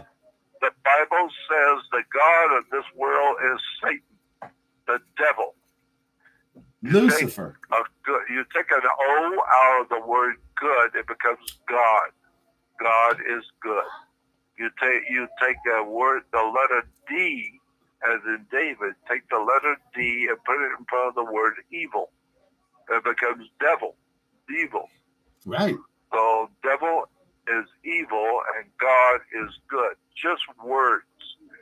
But when you get into a federal court, they're not interested in the words. They're interested in political power. They will tell you what you can do and what you can't do. You better say yes, sir, and no, sir, and rise when the judge walks in. You better rise when he walks in, because that's what you do in the Catholic Church. When the priest walks onto the altar, everyone rises. Why? For the same reason. He represents God. Wow. He's the most worshipful. This is why the Pope is called the Holy Father. The Holy Father in Rome, why is he a Holy Father? Because he represents God. He's a Godfather. Get it? I got a question with the Catholics, though. Why is the Queen of England the queen, basically, of the English church, and she's also, more importantly, the Queen of Malta, which is the military arm of the Catholic Church? Why does she have that much power? It was a deal that was made many, many years ago when the Pope made a deal with the King of England. And the King of England was in no position to decide. He didn't want to have a deal with the Pope. The Pope was in the right chair at the right time with the right power, and the Pope made a deal with the King of England. He didn't ask him about the deal. He told him the deal. So the Pope was saying to the King of England, I'm not asking you to join a corporation or be a part of my corporation. I'm damn well telling you. You don't like it? Watch what's going to happen to England. Wow. Because I have all of Europe under my feet. All of Europe. Spain, Portugal, Germany, all of Europe is under the Vatican. He's the Holy Father. Why? Because he represents God. He's a Godfather. Vicar of Christ. Don't you ever forget who the Godfather is. And when the Godfather says, I want your country, I want your people, and you say no, well, watch what's going to happen. Because I'm the Godfather, that all the leaders of the nations of the world come and bow down before me and kiss my ring. You better kiss my ring and bow down before me, because if I decide I don't like you, you are out of business. So let me make you a new deal. Here's the new deal. Well, Roosevelt made us a new deal. You used to be called an American. We got a new deal for you. From here on out, you're no longer an American. You don't have any rights. You don't have any privileges. You don't have no protections. Zero. The new deal is you work for a corporation, so shut your mouth, buy your beer, and watch a silly ass ball game, or we'll throw your ass in jail. Yeah, they gave us circus and they gave us bread. I mean, circus on so many levels: religion, entertainment, and bread, sustenance to eat. And it's GMO, it's Frankenfood, it's bad for us. And we had this virus. You know, do you see a point in time where the young people will finally get it where us older folks failed? No. I don't see a time, because people tell me all the time, well, you know, there's a light at the end of the tunnel. And I said, yeah, it's a train coming, Airhead. There's no light. There's a light coming. Yeah, the light at the end of the tunnel, it's a train coming. Oh. I don't think there's any hope. None. Zero. That's my opinion based on 60 years of intense research into the occult world I live in. I will tell you, I do not believe America will ever be able to extricate itself out of the mess we're in. Never. Why? Because the people do not want. They do not want to know. They love to be prisoners. They love to have daddy tell them what they can do and what they can't do. And mama takes care of them and feeds them. And daddy takes care of them and he finances and takes care of them. Never realizing that what you're doing is you're asking for slavery. Yes. You're asking the government to control you. And the government will do whatever you tell them to do. You say you want to control us. Well, we want you to control us and tell us what we can do and what we can't do. And the government will be very happy to do just that, because that's what Caesar was going to do.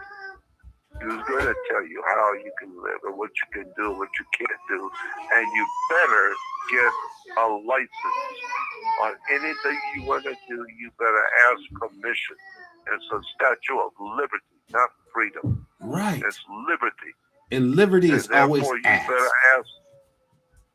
Liberty means you ask permission. You don't just go out and get in your dad's car because you got a date tonight and drive off.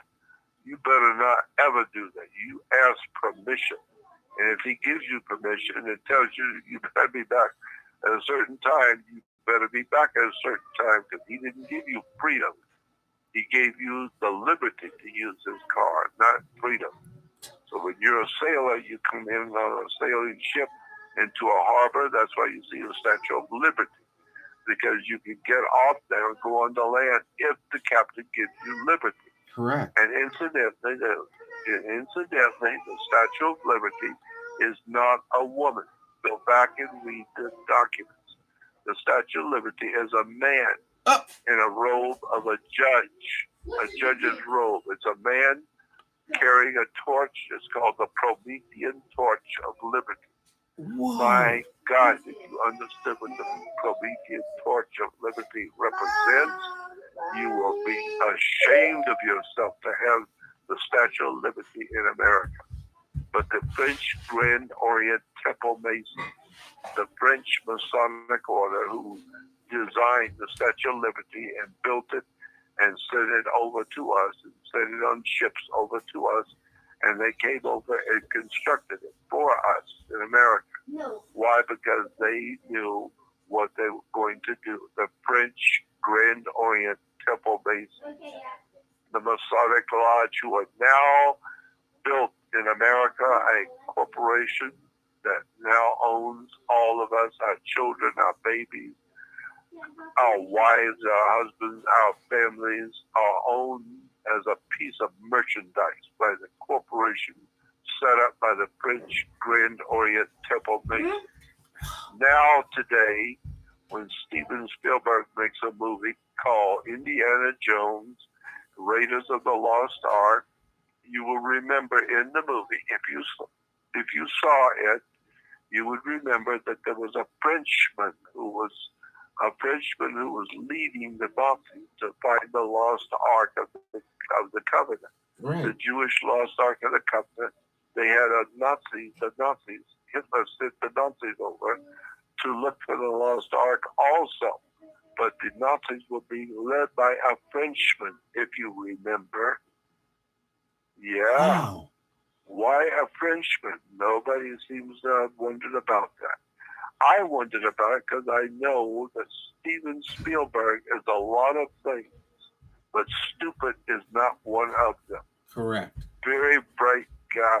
He knows exactly what he's doing when he puts a Frenchman leading the Nazis. And when in the movie Indiana Jones and Raiders of the Lost Ark, in the beginning of the movie, Indiana Jones is called into the library by government agents representing the U.S. government. And they tell him, we picked you to go out and find the lost Ark of the Covenant.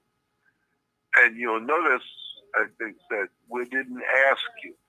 We're telling you. So the federal government telling you. That's what we want. We want that lost Ark. So you better get your ass out there and find it, because the Nazis are looking for it too. And if they find that Ark before we do, we're going to be in serious, big-time downtown trouble. So you need to get yourself out there real quick. And don't give me any story about what you need. Anything you need, just tell us and you'll have it. Whatever you need is money and equipment and people, whatever you need, tell us and you will have it immediately. But you better find that ark, because the president said, don't ask, we're telling you. Wow. And so therefore, Indiana Jones, where does he go first? Because he knows he's going to find the lost Ark of the Covenant, the Hebrew lost Ark of the Covenant. Where is he going to go to look for it? Well, he goes to Nepal, India. Why did he go to Nepal first? There's a very interesting question. Why did Indiana Jones have to go to Nepal, India first? Right. Before he goes to look for it? Is that what happened? Did you see the movie? Yeah. Well, why did he go there first to India? He went to India, you remember? Right.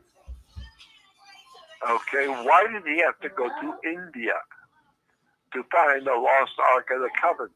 Right. Because in the movie, he was looking for a little medallion, some kind of a little crystal medallion, some kind of little crystal which will tell him where the Ark is located.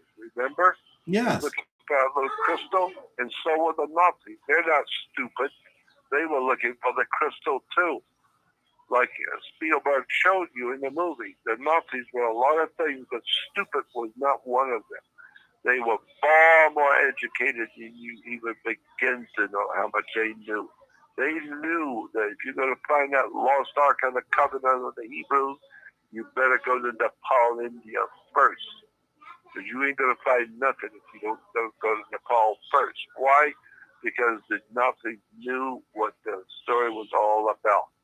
And Steven Spielberg knew what the story was all about too. And that's why he put Indiana Jones in Nepal first. And so when Indiana Jones finally gets that little medallion, the little crystal that he needs, the crystal he needs, now he goes to find the lost Ark of the Covenant. Where does he go? Does he go with that new crystal he found? Does he go to the Holy Land, to Israel? No. Why? Because there ain't nothing holy in the Holy Land. Wow. The only thing holy in the Holy Land are the stories. They're full of holes. There is no such a thing as Holy Land. It's a Nepal, India is where you need to go. If you're Nazis working for Adolf Hitler, or if you're Indiana Jones working for the United States of America, you better go to Nepal first. Why? Because that's where the name of the tune is. Now, once he went to Nepal and he found that little art, and he found that little crystal, now where does he go? Well, Indiana Jones, we're told, is not stupid. So he is a brilliant man, supposedly, an archaeologist. So he's the one who would know where to go and what to do. And so where does he go? Well, wherever he goes, that's where you need to go, because he knows something you don't know. So where does Indiana Jones go once he gets that crystal? He goes to Egypt. Yep. And be damned if he doesn't find the lost ark.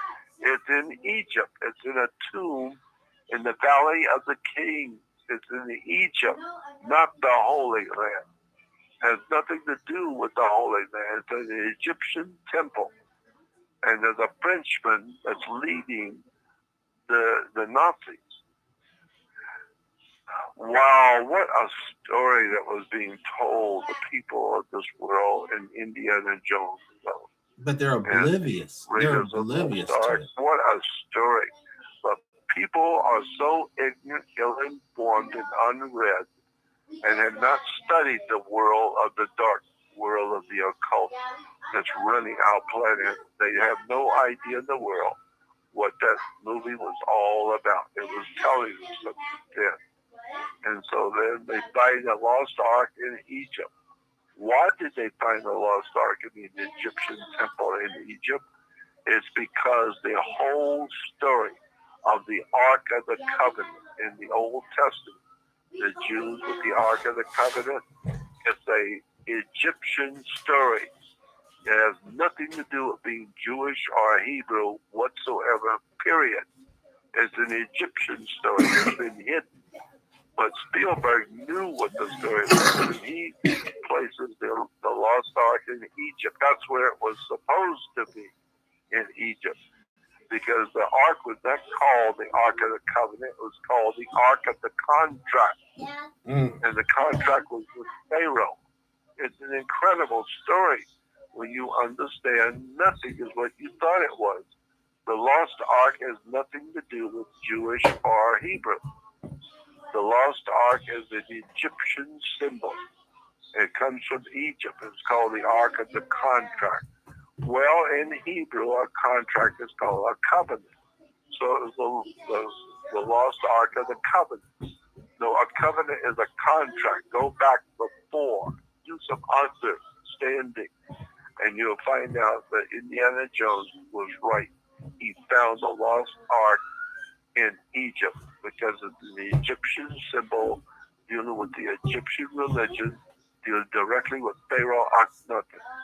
If you don't understand Akhenaten, you're not going to understand the swastika, you're not going to understand Nazi Germany, you're not going to understand England or the British, you're not going to understand America, you're not going to understand nothing about this world unless you understand the Pharaoh Akhenaten.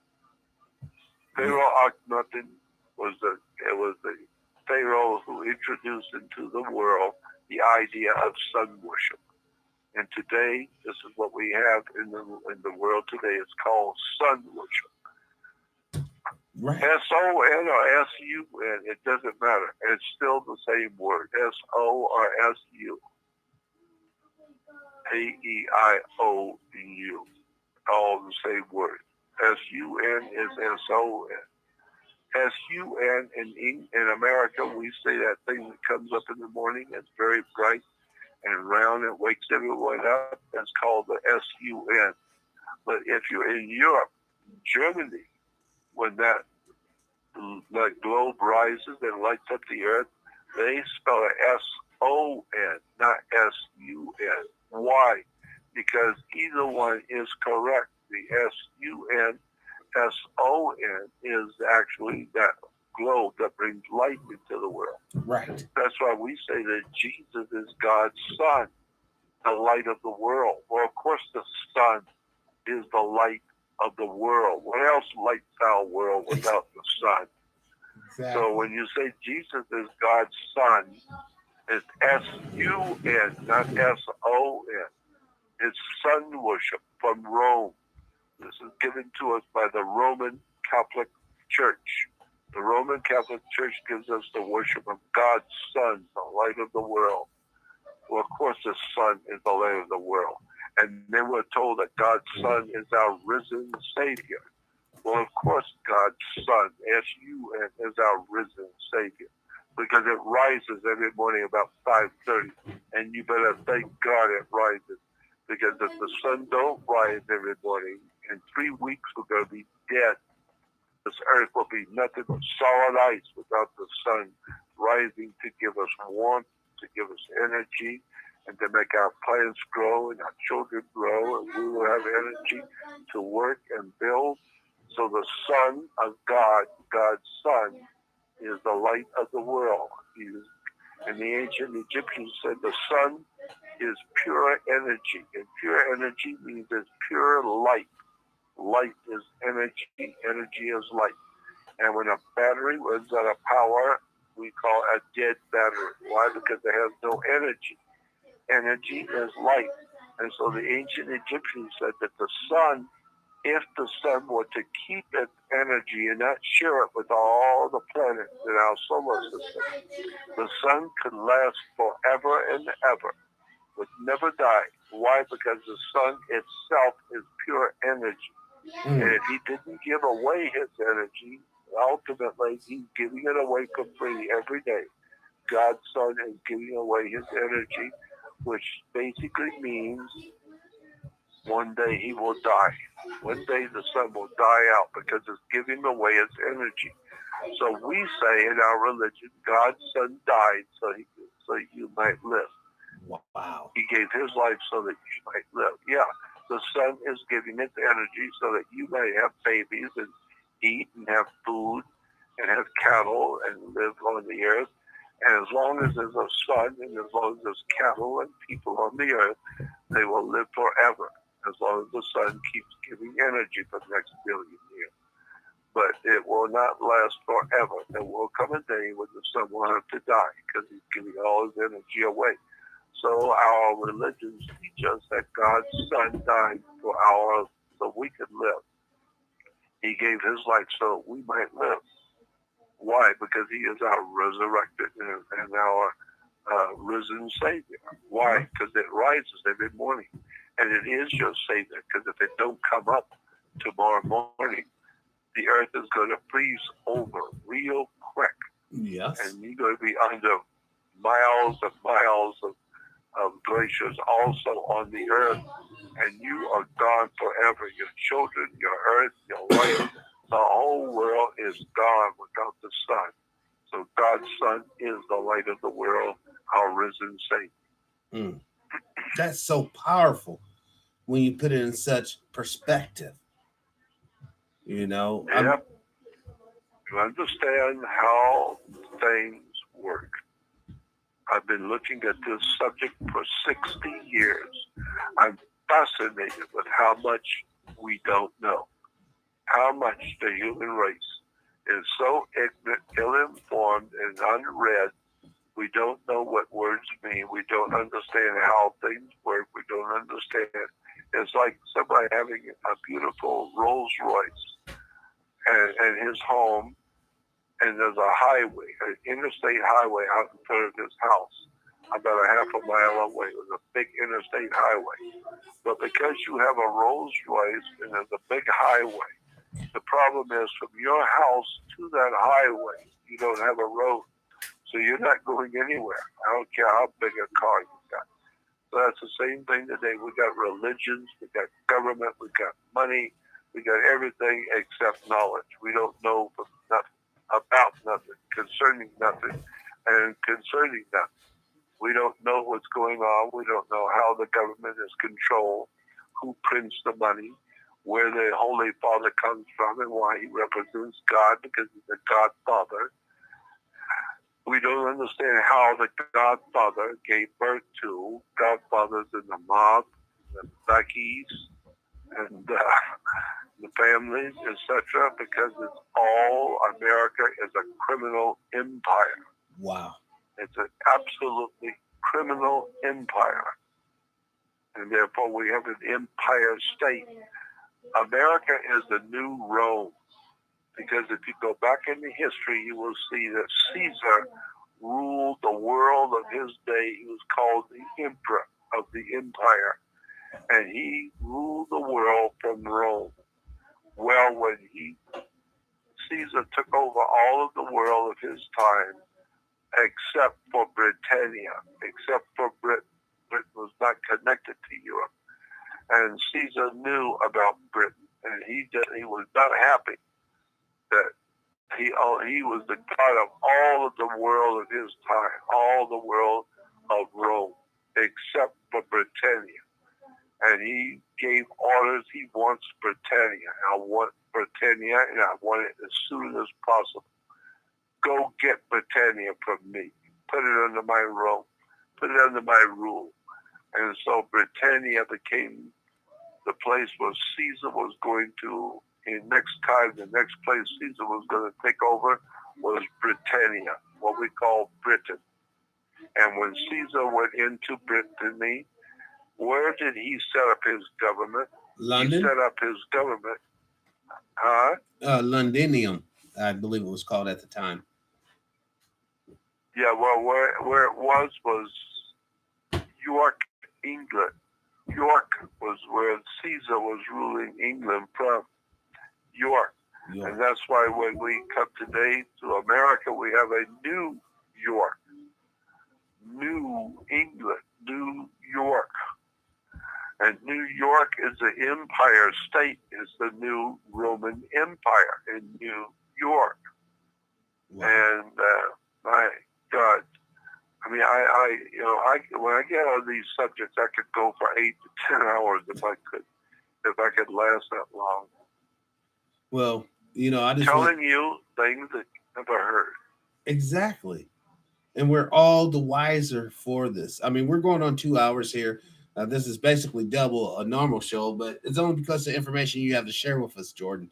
It's just that important. Well, I appreciate it. I try my best to help my fellow man awaken to what's going on. And that's why our government is back in Virginia and Maryland. Virginia comes from vagina. Vagina is a female. Vagina or Virginia. And vagina is the vagina of Jesus' mother Mary, Maryland. And so the land of Mary is vagina, the vagina of Maryland. And so that's why we have Virginia and Maryland, where the government is. Right. It's because the government is a Roman Empire. It sits in the vagina of Mary. Mary, the mother of Jesus, is a virgin. There's a whole story called astrotheology. One day when you have another couple of hours, we could do another interview where I talk for the next 2.5 to 3 hours about the religion that we call Christianity and show you where it came from, what the words mean, what the symbols represent, and why you go to church. And why is it on a church you have stained glass windows, which are arch windows. They have arches in the windows, and the door to the church is an arch. It's a pointed arch. Doors on churches have pointed arches. Why? Because it represents the female, the vagina. That's why the church is called Mother Church. Why is it called Mother Church? Because it's on Mother Earth. It's part of Mother Nature. Mother Earth, Mother Nature, Mother Church. And that's why you have God the Father. God the Father, in the ancient Hindu, God the Father was called Rain, R-A-I-N. Go look it up in the dictionary. The most ancient Hindu God was a male. He was called God the Father. His name was Rain, R-A-I-N. Today we say that the rain, R-A-I-N. And when we get rainy weather, the rain is the sacred fluid coming out of God the Father to impregnate Mother Earth, Mother Nature. Mother Earth and Mother Nature are being impregnated by God the Father with rain. That's the sacred fluid he's putting into her to cause new life to come. And it does. When the rains come, the new life begins to grow. Yes. And new flowers and new food grows because of God the Father impregnating Mother Earth. That's and incredible. So, but in the land of Canaan, which we call Israel today, that's a whole story. I'd have to go back and do another 2.5 hours on the foundations of modern day Judeo-Christianity and where it really actually came from and what it actually, in fact, actually means. And then for the first time, you will see, oh my God, now I see where Christianity and Judaism actually come from. It's an incredible story, but it's been hidden for all these years right in front of you. You never saw it. Why? Because you weren't interested to see it. You just accept it. Yeah, well, you can just accept communism or just accept organized crime or just accept your kids are on drugs. Just accept everything. Just go along to get along and accept it. You can buy your beer, watch your ball game, and just accept everything. I don't accept anything. Right. I'm not a fool. I'm not a fool. I know what BS looks like. I know what lies are. I've been around organized crime. I know what it is. I know what the United States Congress is. Look up the word Congress in a law dictionary. Congress is a word for sex in the Roman Empire. Sex in the Roman Empire was called Congress. You coerce and you end up with Congress. Congress is sex. So therefore, when we talk about how the government of this country is screwing the people blind, that's what it means. Congress is sex in Latin. That's incredible how much we don't know. I mean, like I said, I hate to say it, but I say it again.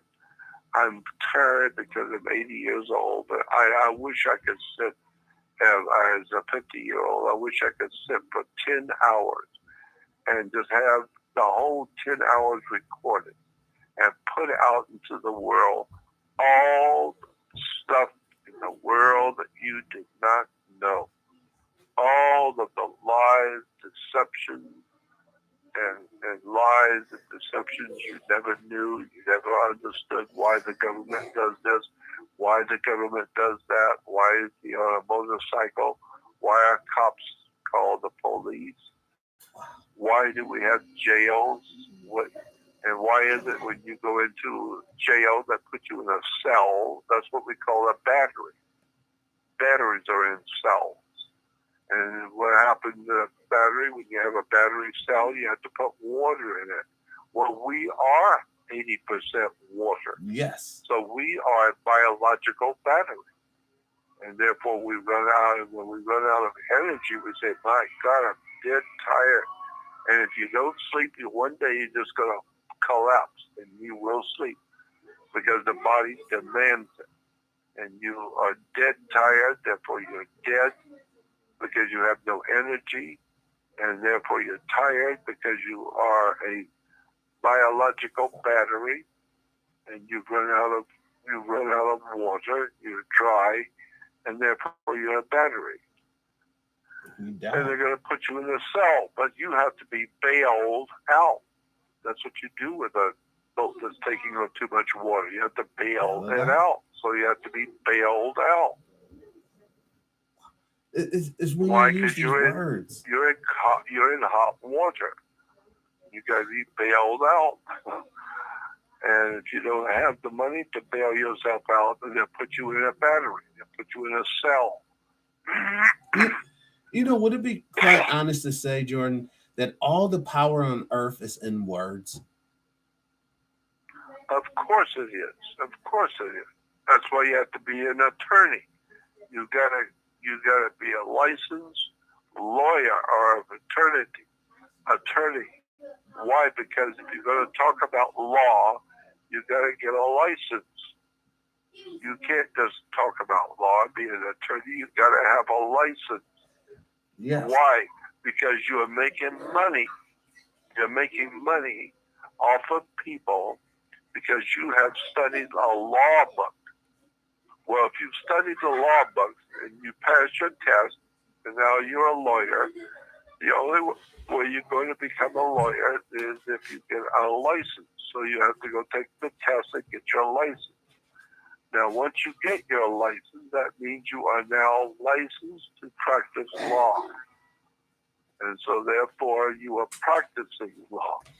And it's an interesting story because you are, I mean, I like I said, I get to where I start talking about this stuff, and there's just so much, I just forget most of it. I can't remember everything, but I've learned everything, learned it all, heard it all. I've seen it all. I've been in the company of the people who do it. I know exactly what's going on in courts. I've sat and talked with the federal judges and with the attorneys, the federal attorneys. My mother used to tell me when I was a child, when I was growing up, my mother used to tell me all the time. She harped on this one subject. She always told me, you are from my family, my mother would say. You're my family. My family was the Carrolls. I come from the Carroll family, my mom would tell me as a little kid. That meant zero, nothing to me. I don't know what she was talking about, the Carrolls. And she would always spell it when she told me. Carrroll.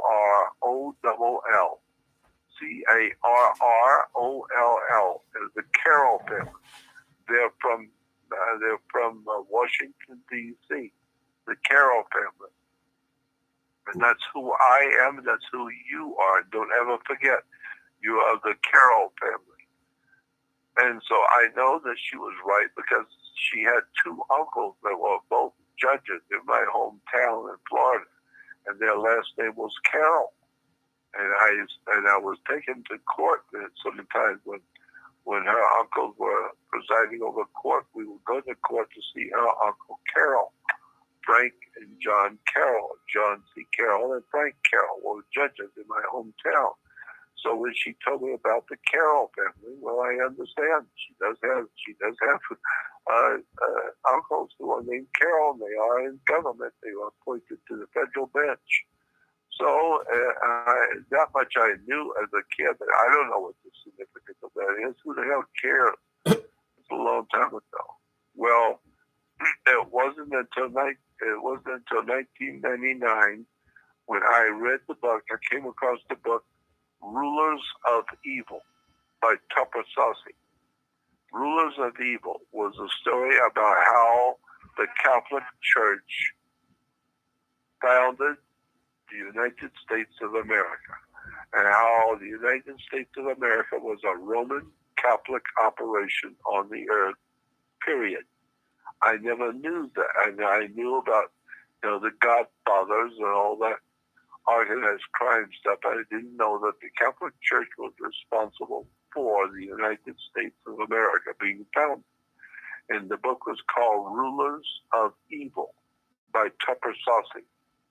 And in the book I was reading, I couldn't believe it. He said in the book, the man who actually was responsible for the founding of the United States of America was a man named John C. Carroll, Carroll. It shocked me because I thought, my God, that's what my mother said. Yes. And she said she was from the Carroll family. That means I'm from the Carroll family. That means the man who actually financed the American Revolution against the powers that be in Europe, England, was a Carroll, John C. Carroll. And John C. Carroll, if you look it up in the dictionary, he founded the army. He financed. He was the wealthiest man in all of the 13 colonies. There were wealthy men here in the 13 colonies, but he was filthy rich. He was a multi-millionaire back in 1776. Wow. When everybody was dealing with quarters and nickels and dimes and a dollar, he was a multi-millionaire. And so he was a close friend, a very deep and close friend to George Washington. They were very close friends. And he made a deal with George Washington. He asked Washington what he wanted to do, and Washington said, I'd like to have a country that's free of England and all the international banking cartels of England. We want to be free and have our own country. And he said, well, that's good. You better get your own army, pal. You better get your own army. And they said, yes, I know that. I can get my army, but I can't pay them. And you're not going to have an army very long if you don't pay them. Exactly. They don't eat. And so John C. Carroll said, I'll tell you what, you get any size army and get anything you want and tell me what you want, and I'll write you a check. Whatever it is, I will pay for it. Period. I don't care how much it is, I'll pay you. And I'll give you the money to start this revolution. I'll finance it for you. And so John C. Carroll put up the money for George Washington to hire his army for the American Revolution. There would have been no American Revolution without John C. Carroll's money. And so that was interesting. And when I read that in the book Rulers of Evil by Tupper Saucy. Wow. Later on, a few years later, the movie came out based on my work. I was told it was based on my work. It was called National Treasure. Yeah. National Treasure was the founding of the United States of America with the document. It was all about the Masonic order and the Masonic Lodge and the founding of the United States of America. Well, in that movie, if you go back and watch it, Christopher Plummer, his name was Carroll, John C. Carroll, and he was telling his son, who turns out to be the star of the movie later, telling his son about the Carroll family of Washington, D.C. I was shocked at the movie. This is what my mother was telling me. Was from the Carroll family. And here in the movie, National Treasure was the Carroll family being explained to the audience how they were connected to international Masonic orders that were founded against the British royalty, and England and America was being financed by the Carroll family. And John C. Carroll has founded some of the biggest universities in Washington, D.C. today that have become known as John C. Carroll University. There's all these other big universities that John C. Carroll financed and set them up. And John Carroll was the original financer of the American Revolution. He was also, religiously speaking, a Jesuit. He was a Jesuit Catholic, and he was a very close friend to George Washington. And he helped finance George Washington to do whatever he wanted to do, and ultimately finance the American Revolution. John C. Carroll, my mother's ancestor. Now, I was shocked at that. Do you know, did John C. Carroll own any slaves, or was slavery involved with him making his million? I'm sure of it. No doubt in my mind about it. He was a Jesuit, and the Jesuits were some of the brightest conspirators the world has ever known. Today we call the Jesuits, and those who know call the Jesuits the Illuminati. That's a term which was given to the Jesuits, the Illuminati. So we have an Illuminati Pope? So you have an Illuminati Pope. Oh my gosh. The Pope of Rome is a Illuminati member. He is Illuminati. He doesn't belong to as a member. He is the Illuminati. That's why he is Pope, the Holy Father. He is the Holy Father.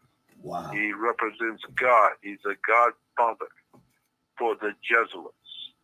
And when you find out who the Jesuits really are, and that was part of my mother's family, but I'm honest enough to say, you better go back and question how come John C. Carroll was a multi-millionaire in the 13 colonies when everybody collectively together had a few bucks.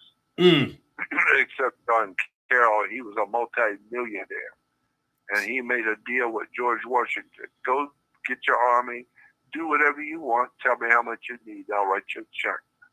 And so George Washington ultimately got the money to finance his army, finance the American Revolution from a Jesuit priest, John C. Carroll. Go look it up in the dictionary. John C.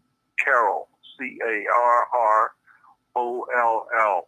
And that's why I've wondered about why I have been so intensely looking at and studying and researching the occultism of America and the occultism of world government, because I really believe, I could be wrong, but I really believe it's in my blood.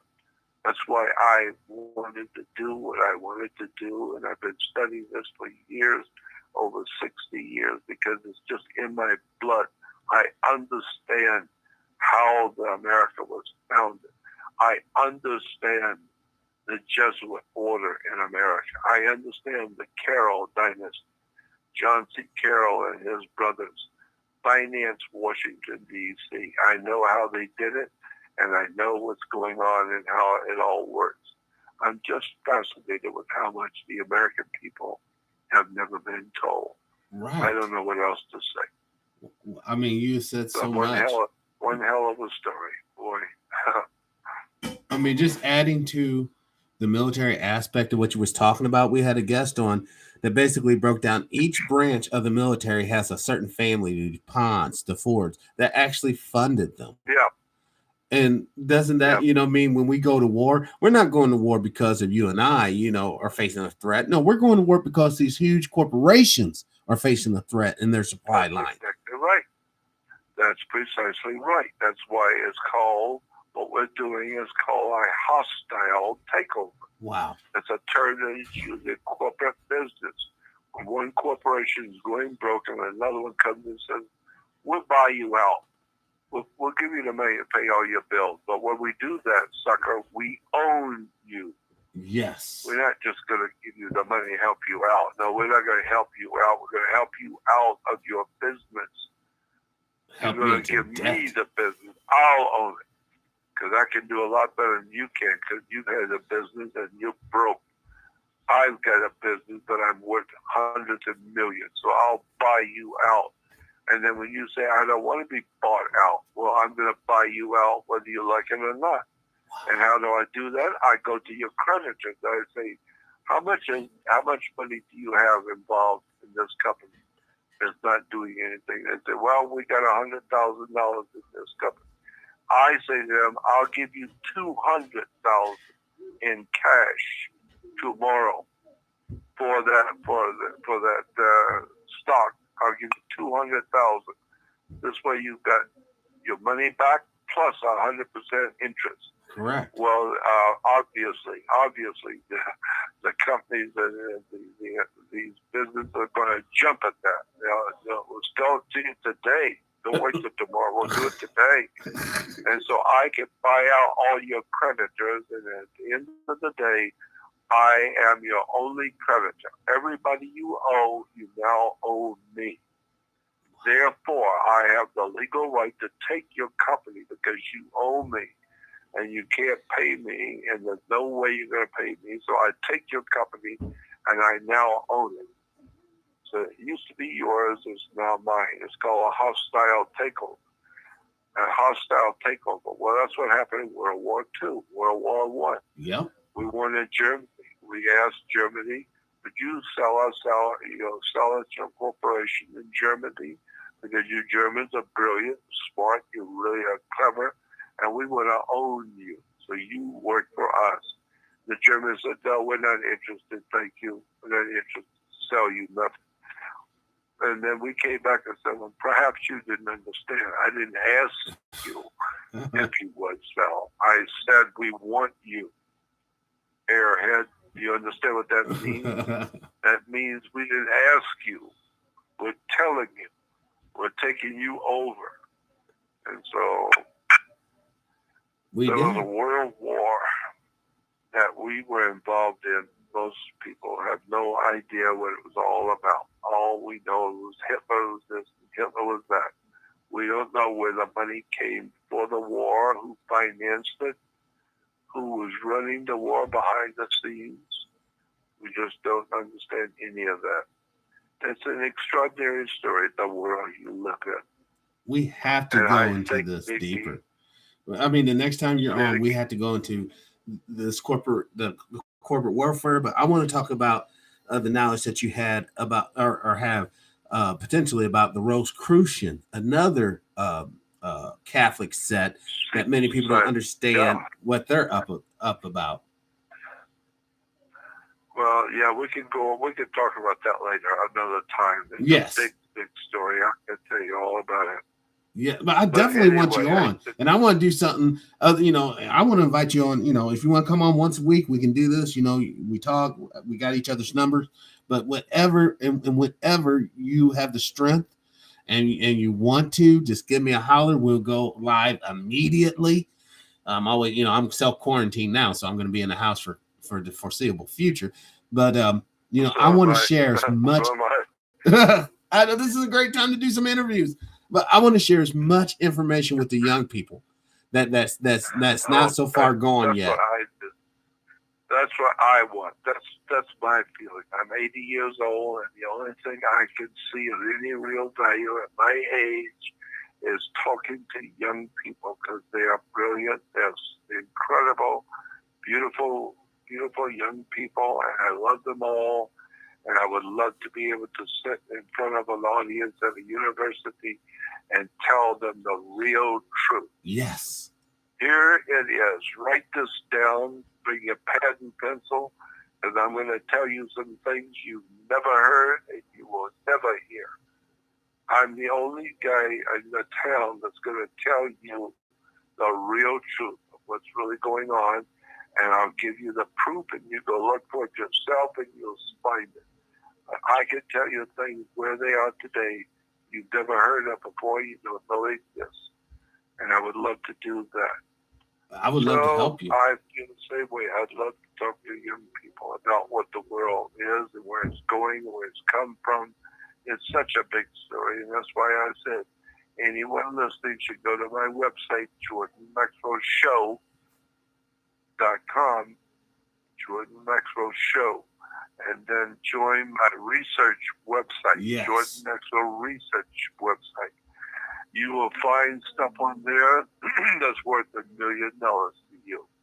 If you went to prison and you're going to prison for life, you're going to be in serious trouble for 25 to 30 years in prison.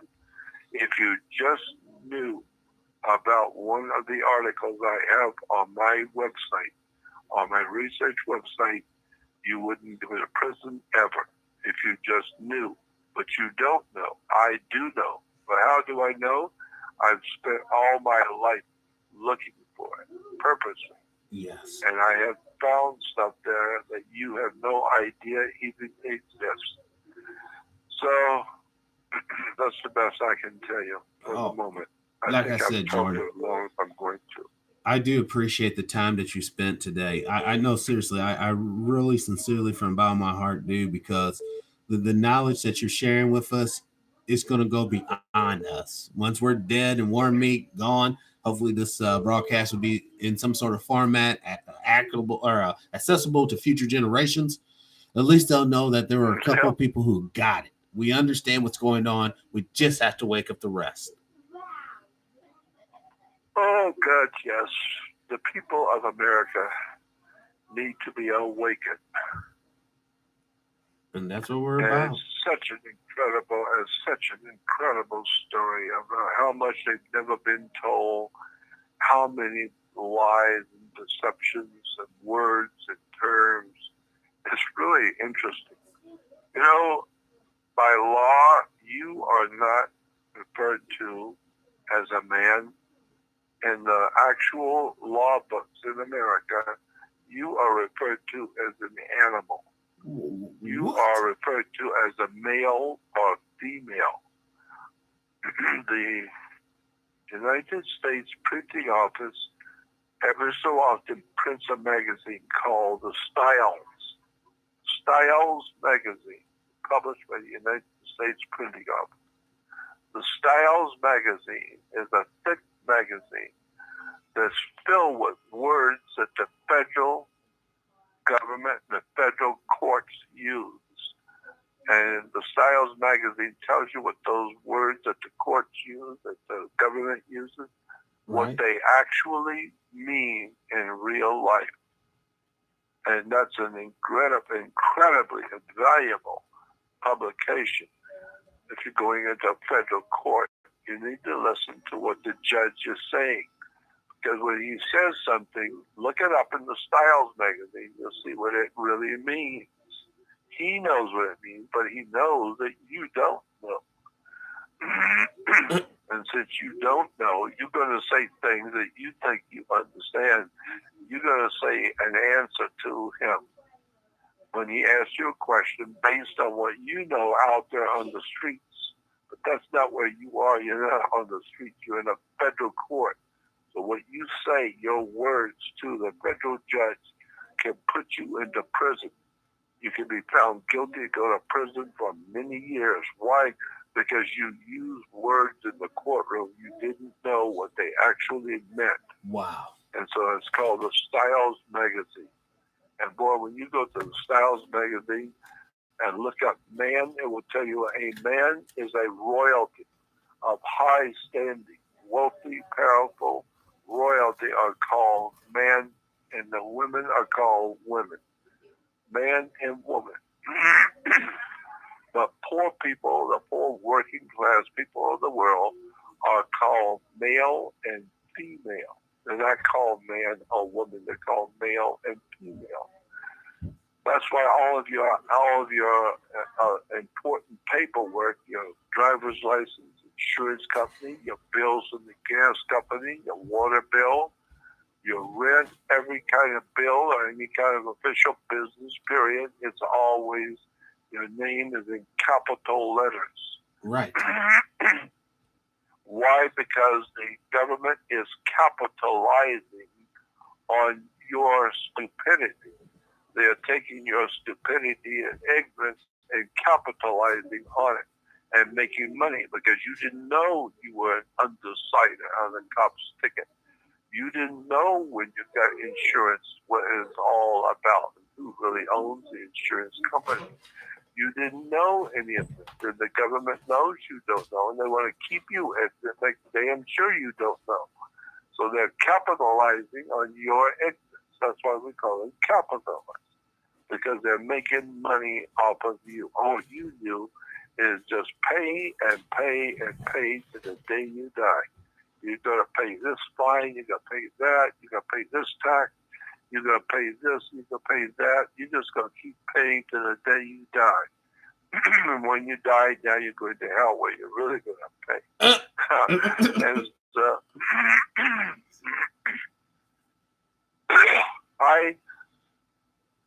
I have a story that I told on the radio before. When I was a little kid, about 7 or 8 years old, when you're born and raised in the Catholic Church, when you're about 8 years old, there's a special mass held for you, a special celebration held for little children. It's called confirmation. And therefore, little children go to confirmation because the whole church service is for the little children. It's called confirmation service. And so I was in the Catholic school, and the nuns, I remember the nuns said, tomorrow night at the church, tomorrow night at the special service for you children, and it's going to be called confirmation. You have to be there. It's going to be very important because the bishop is going to be here. So you better be there. It's going to be very important you're there. The whole service is for you children. And then she said, tomorrow night, after the service is over, the bishop might possibly, maybe not, but he might possibly say to you children when the service is over, he may say if there's any questions that you children have, he'll try and answer them. Now, if that happens, it may not, but if it does happen, and the bishop asks if you have any questions, you remember what I said. You don't have any questions. You keep your mouth shut. Period. End of sentence. And I thought to myself, even as an 8-year-old, my mother doesn't tell me what I can say, what I can't say. Who are you to tell me what I can ask or who I can't ask? Go to hell as far as I'm concerned. I'll ask anytime I want, and I'll ask anything I want. Who are you to tell me I can't? And I understood how stupid that was to tell me as a child, I can't ask any questions of the bishop because he's so important and I'm so dumb. And so the next night, after the service was over, I'll be damned if the bishop said, now that you children are confirmed Catholics, if you have any questions about your faith, I'll try and answer them if I can. And I'm your bishop. And so I stood up and I raised my hand, but I stood up because I wanted everybody in church to know who I am. I'm not just some little kid raising a hand. I stood up so everyone could see me. I said, Bishop, I have a question for you. I said, my father works with torches, like a welder, and he's let me on occasions play with a torch so that I will understand how dangerous a torch is. And he has let me hold a torch. And I know that it can burn things very quickly. A torch can. And he said, yes. So what is your question? And I said, my question is, if I was holding a torch and it was on fire blowing up fire, and an angel appeared to me. Could I take the torch and aim it at the angel and hurt him and burn an angel? Would it hurt him if I burned him? And he said, no, you can't burn an angel. I said, why not? He said, because to burn something is a natural phenomenon. Something to those words. It's a natural thing to burn. You have to have paper, plastic, wood, or something that will burn if you're going to burn. But you can't burn an angel. And I said, why not? He said, because an angel is a spirit. You can't even see a spirit, much less burn one. There's nothing to burn. There's nothing there. So I said, then why is it I cannot burn a spirit? He said, because you can't burn a spirit, period. And I said, well, then why am I so concerned about going to hell where my spirit will burn forever if you can't burn a spirit? Mm. And he looked at me like a deer in the headlights. Never had such a stupid question from a kid asked like that. Never thought about that. You just got to telling me I can't burn the spirit, then you tell me I'm going to hell and my spirit will burn forever. And so he looked at me, and everybody in church looked at me. They thought, who is this stupid kid with this silly-ass question that no adult has ever thought about? No adult has got the brains to ask a question and to think about such a thing. Well, after that, I realized that nobody in the church was thinking. And then when everybody thinks the same thing, then that tells me nobody's thinking at all. So after that, I used to drop pieces of Alka-Seltzer in the holy water. I used to like to watch the adults get all bent out of shape and scared to death because the holy water was fizzling. And I realized that the adults in my life and in my church don't know nothing. All they can do is give you their opinion. I don't want an opinion. I want to know. Right. Educate me. Teach me. Tell me what the words mean. Tell me where this idea came from. Educate me. I want to know. Well, I started going to other churches with my friends from school. On Sunday, I would go to different churches with different friends. And the reason why is because even as a child, I wanted to know. I'm looking for truth. Don't tell me about what you believe. Educate me. Tell me what the words mean, what the ideas, belief systems mean. Tell me where it came from. Tell me the truth so I can understand. I don't want to grow up like you and be ignorant. I want to know at an early age. I want to know. I'm not interested in what you believe. So I kept going to churches, and all the time I would hear all the hymns and all the music and the candles and the incense and all these wonderful accoutrements to worship, but nothing educational ever was told me about nothing. I asked questions continually. Nobody. And so when I got to be a teenager, an older teenager, I would call radio talk shows, Christian radio talk shows, and I would ask them a question, and I would say to them, could I come down, and I would ask the churches, people in the churches, the clergy in the churches too, I said, could I come to the church on the radio station and ask you questions? Because I've got a lot of questions about religion I'd like for you to answer. And I was told by the churches when I would go to the different churches and ask them if I could confront them and ask them in public, they would tell me, no, we question our belief. We will teach you what we want to teach you, what the church teaches, but we're not interested in your questions. Right. Ask us. We're not interested. Well, now today, what I do, get churches that will call me and would come to our church. We would like for you to talk with our minister, debate him on these different subjects. And I am delighted to be able to write back and say, no, thank you. I don't discuss intelligent things with people who are not prepared, who are not educated enough to talk with me. No, thank you. I asked you many years ago if you would listen to me. You said no. Now you ask me to come and listen to you. I say no. I do what I do. You do what you do. Let's see who comes out ahead. Right. Let's see who comes out. And so I know now that the churches are not, they have no idea in the world what the words mean, where the word church comes from, why you have 12 disciples, why you have 12 apostles, why you have 12 brothers of Joseph, and the 12 tribes of Israel, and the 12 major prophets, and the 12 minor prophets. I know why everything is done in consequence of 12. I know why, because it has to do with the 12 months of the year, Right. the 12 signs of the zodiac.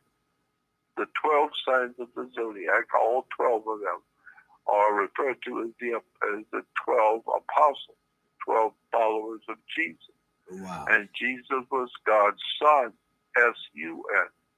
And so Jesus was God's son, and he has 12 followers. He has 12 apostles. All the 12 signs of the zodiac are the 12 months of the year.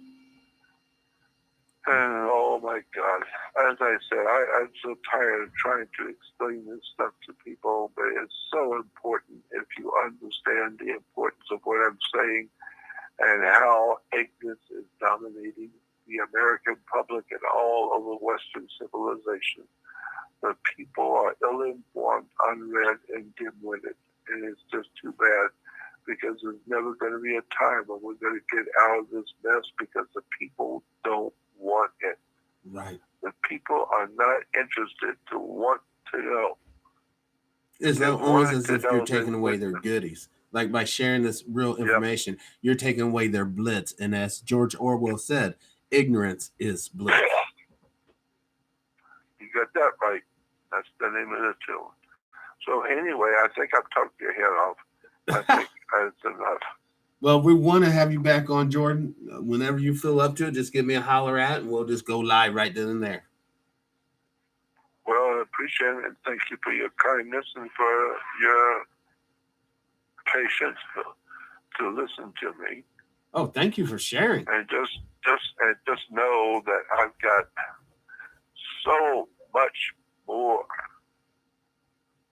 Yes. What little bit I've told you is nothing compared to what I have been given to know and understand over the years.